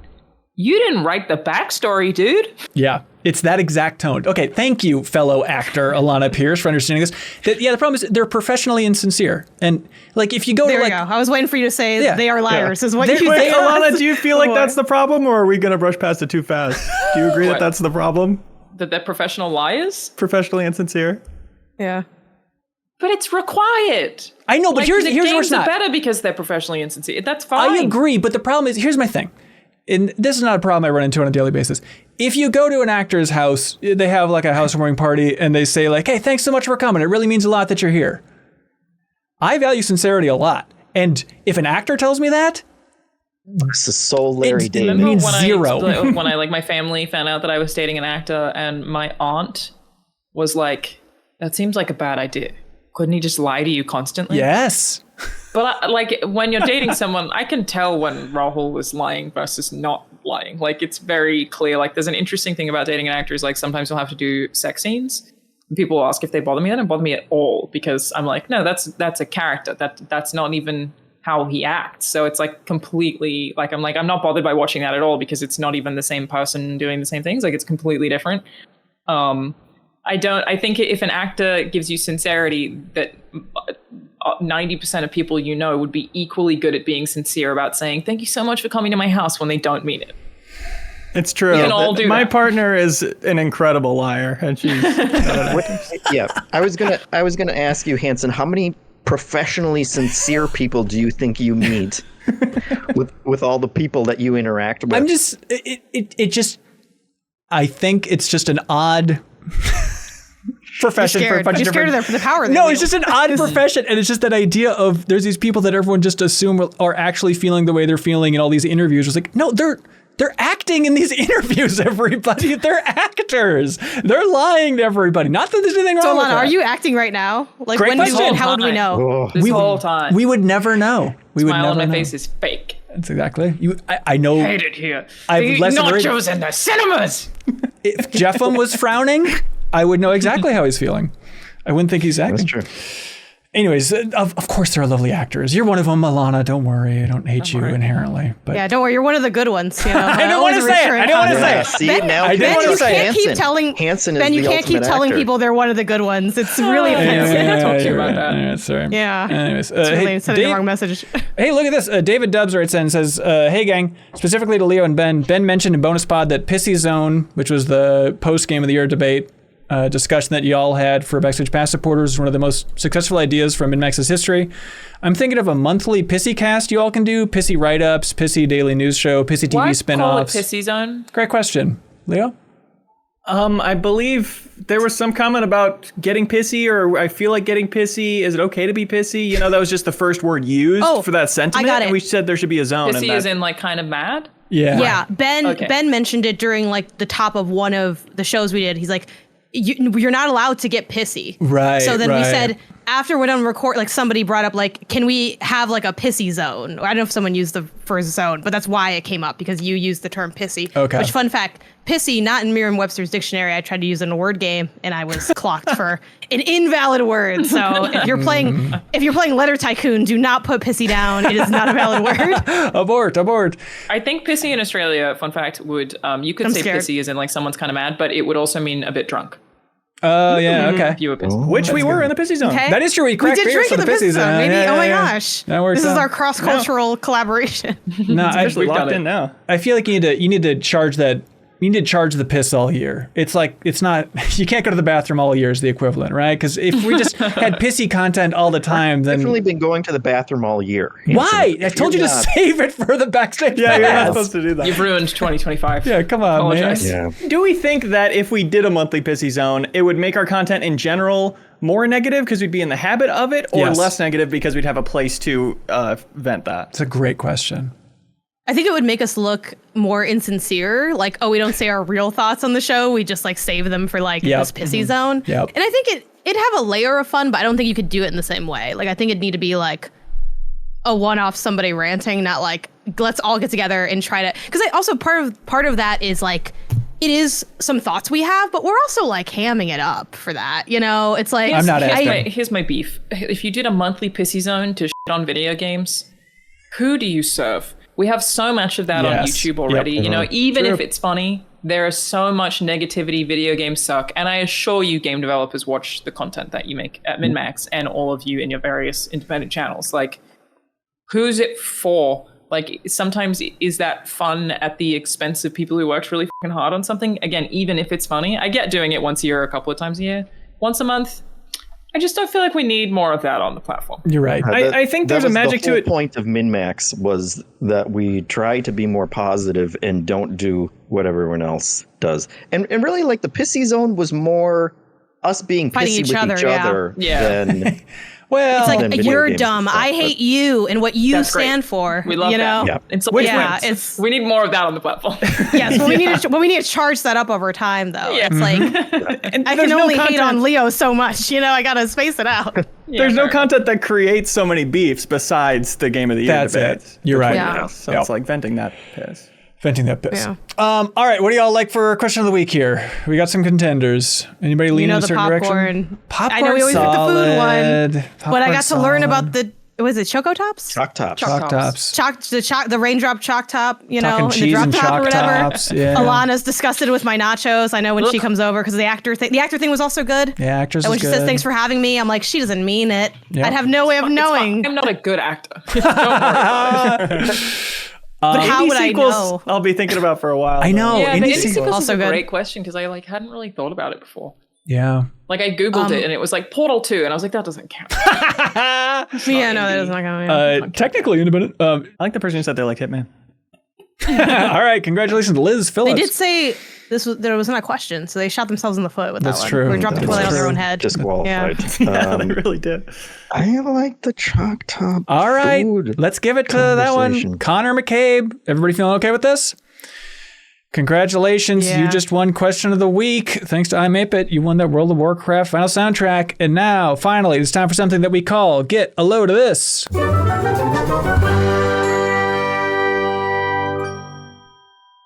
Hey, get a load of this. I'll go first, everybody. Stand down, everybody else. I'll go first. On Reddit, the box office subreddit had an interesting little visual diagram, which is the top box office earner by letter. So all the letters of the alphabet, what's the top highest grossing movie for all of these? It's a fun thing to go through where it's like A is a banger with Avengers and Avatar. That's the top 4, I think, like damn close to it. Maybe top 3 for sure. But it's fun to go through and see like what's the Who's got lowest. Z?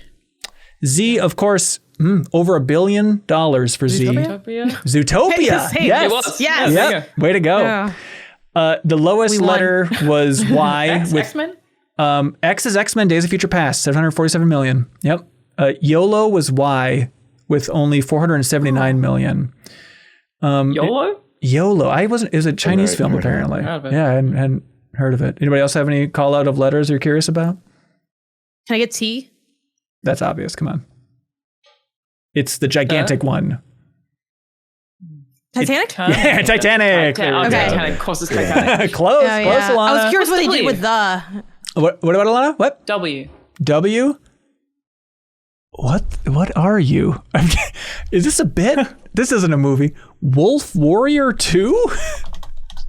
That's not a Wolf film. of Wall Street? That's made up. Or This- literally anything else? This movie made $870 million. It's a Chinese Wolf film. Warrior 2? Wolf Warrior okay. 2. It's Chinese Okay. market. I didn't know that $870 billion. Anyways, link below if you want to check that out. It's fun to comb through. That is fun. That is fun. That's nice. We said the same thing. I'm scared. A lot Sorry. of going to morph into the same person. Got We're a lot of gonna this, swap everybody. lives on Friday. Take it away. Got some new cryo fuel for my PC, okay? What? Yeah, so I thought this through. This is clear premix, and the reason that I'm showing you all this is that anyone who knows me may know that I had some problems with my very cool water-cooled custom rig setup PC. Let me show you real quick. She's beautiful. Oh my god. Whoa, That on is the in- wall? She's gorgeous. You She's gotta- stunning and brave. Whoa, We love her. whoa. Yeah. The video That is version is a insane. need for this. I'm actually scared of what that is. That's a I mean, Star it's also Wars prop. huge. It's very big. I mean, I can hang on if I stand up. I cannot comprehend how cool it really does feel like it belongs in the background of a Star Wars movie. Yeah. Are you an evil villain, Alana? Is this like Nostromo, I Yeah. accidentally unplugged my headphones, so now I can't hear you. Just give me a second. Oh, okay. Somebody want to talk? actors. No, I'm good. Oh my god. How do we know that's even heard? What are you laughing at? What's funny? What Nothing. could Go possibly on. be Go funny on. Yeah, This tell is us about being your dumb. thing. So the reason I'm showing it to you is because, again, anyone who's seen my content will know about this. I originally got fancy with it, and I put my liquid coolant had cute little sparkles in it. They were selling it. I thought that would be fine. Turns out that clogged my pumps and prevented them from starting and broke my PC about 4 times. So I'm here to shill EK Cryofuel, Clear Premix. Everything's going great. Pumps have been working perfectly since I just went with Clear. And I do have the ability to change all of the lighting on the PC, so it doesn't have to be white. I can make it rainbows, and then the Clear stuff just Okay. ends up glowing rainbow, which is super cool. All right. Don't go with the sparkles. You might think it's a good idea. They do sell it. It's not going to work. It's not a good idea. Don't Good do it. lessons. Lessons you can take home to your family. My PC drinks good old fashioned beer. Yeah. I'm pouring in there. America.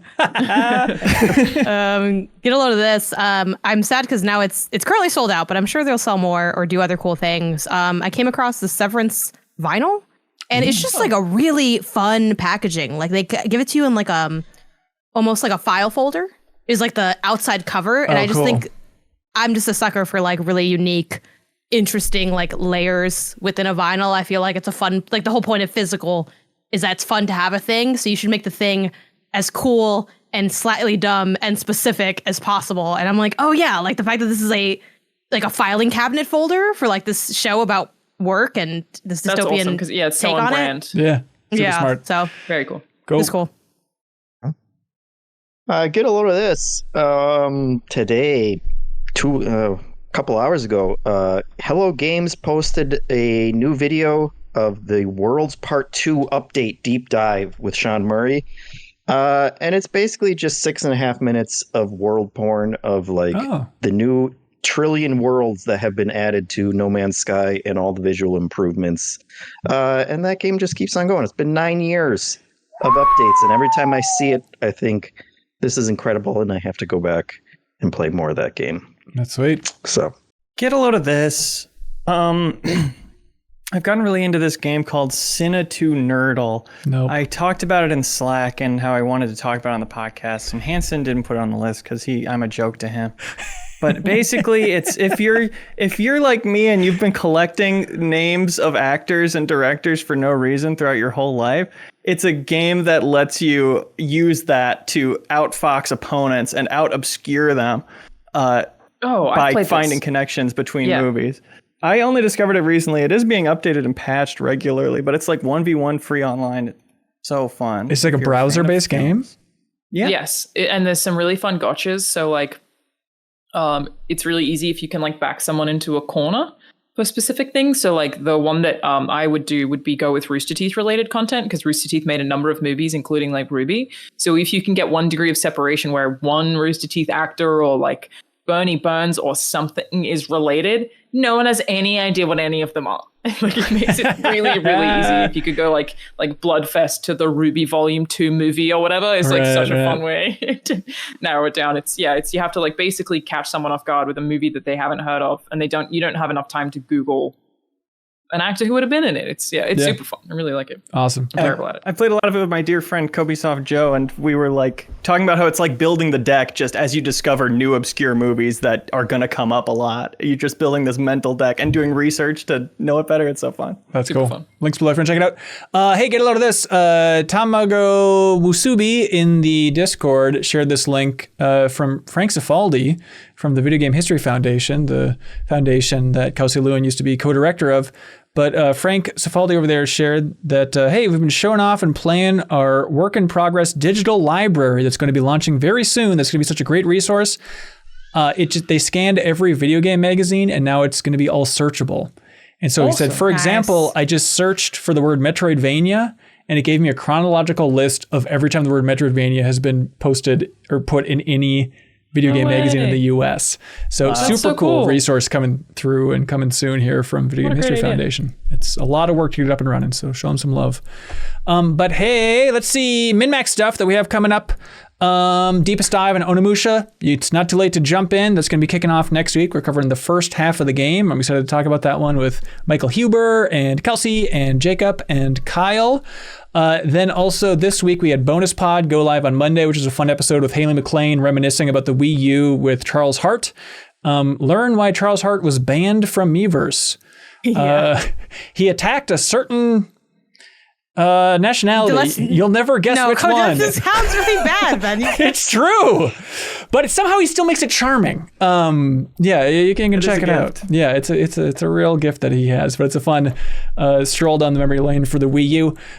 New Show Plus this week. What ended up winning the biggest poll ever? It was the Battle of the Titans for the shows. It was a wild match in the votes from Backstage Pass supporters, where what ended up. It was a tie ultimately between House Hunter Rise and Thirst Council, and Alana's show of the greatest games of all time debate came in one vote below it, but it was like 200 some votes, but one vote short. So they ended up going with Thirst Council, which, how did that go, everybody that was there? It was fun. Yeah? Oh, good. Super fun. It was fun. Great. I'm glad you got to do something with Kelsey Lewin, because it was fun to like try and map out to see if you could do something with everyone. It's like, oh, but we missed Kelsey on the main podcast. But I'm glad you got to talk about weird pervy picks from the community and rank them on a tier list with Thirst Council. I added Geralt. Oh, good. Crazy that Geralt hadn't been suggested before. What, do you people have no taste? They're too busy going like Metal Slime from Dragon Quest and just like some. You're right, they are. They're big on nerds. Yeah. He's right there. Let's see. Thanks everybody for watching and sharing that one-on-one developer interview that we just posted on Monday with the developers of 1000 Times Resist, which is one of our favorite games of 2024.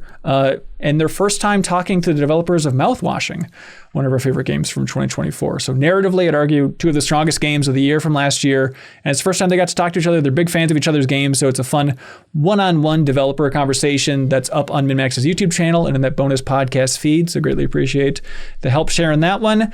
And then that's it, everybody, for this big episode of the MinnMax show and for Alana's big month of content here at MinnMax. Well, thank you. Friday. That's the thing. This is the thing, Alana. We wanted to seal the door, kick you out forever, but we just cannot, because one more piece of content's coming, everybody. Is this the kind of classic twist and turn you're talking about, Janet? That is. Yeah, but also I wonder if you genuinely kind of forgot a little bit. No. I wrote it down. It's like open to message you. No, I got it. Because, we're doing a stream from LA with Alana and Janet. And it's going to be a Patreon poll. Backstage Pass supporters can vote to choose which game you're streaming. Is that still the plan? Okay, so we have Doom. We're just going to make that one. It might be 93, it might be Eternal as one vote. Escape Academy or Chicory. So let us know what you're thinking. Chicory it should be really fun for me to play it for the first time, like while you're there as a huge fan, and I don't know nothing about it, but all great. Also, I want to see what art stuff you would make there, because you have like a bit of like a artistic background, so I'd be curious what you could whip up. Probably Doom fan art. No, you could do that in Chicory. There you go. Oh, it's kind of that's the whole thing. It's huge. But look forward to that. That'll be happening. What time on Friday? Friday, 1:30 PT. Okay, on Twitch, and then it'll be up on YouTube probably the day after, maybe on Sunday. So look forward to that. But Alana, thank you so much for being here the entire month. It's been a very fun time. Yeah, it's been great. You've been such a great fit. We really appreciate it. Thanks for not being a colossal pain in the ass to record podcast with. That would have been a disaster. But you're exactly what we're hoping for. So I can't thank you enough for, I don't know, taking a chance, going on a limb and trying a weird idea like this? You're all great. It was fun. Talk to people who like video games about video games. You know, can't go wrong. Can't go wrong. Anything you want to plug on your way out the door? Nothing in particular right now, other than all of my streams at the moment are raising money for LA wildfire relief. It's on Tiltify. It's not that difficult to find the link to donate if you would like to, even if you aren't a person who watches streams.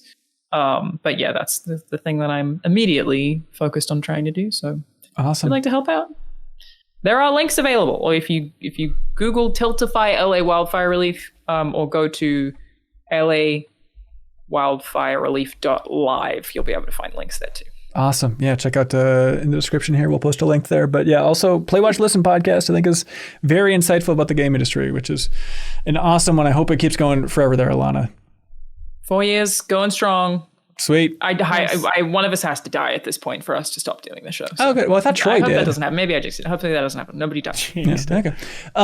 This is so gross to ask, but like, I don't know, any unexpected things after your brief run here at MinnMax? Is there anything that we're really blowing that you think we can do a lot better at? Give us some insight for being vaguely behind the curtain for a month. It's really great. Like, everyone's very nice and very enthusiastic. I have nothing negative to say except that I think it's very bigoted of you that you hate all actors. Yep. Sure. Well, there's just no way around that. I'm sorry. That a lot, yeah. Yeah, we'll make one exception for you, Alana. And again, you are truly welcome to come back whenever you want. We've opened up the Yeah, well, I was going to say, if greatest games list of all time gets voted in again, let me know. Ooh. And if it's on a time I can do it, I'll jump in and do it. That's excellent. That sounds great. I'm down. All right, that is it for this huge episode. Thank you so much, everybody, for sticking with us. Thanks for sharing it. We greatly appreciate it. We'll be back next week with a new episode of the MinnMax Show and a ton more content. Thanks so much, everybody. Be good, have fun, let's go. Oh, I'm sorry, Alana, do you want to say that as your last goodbye? Be good, have fun, let's go. Freaking actors, that was great. Oh my God. And it was fake, I wasn't even being sincere. Oh,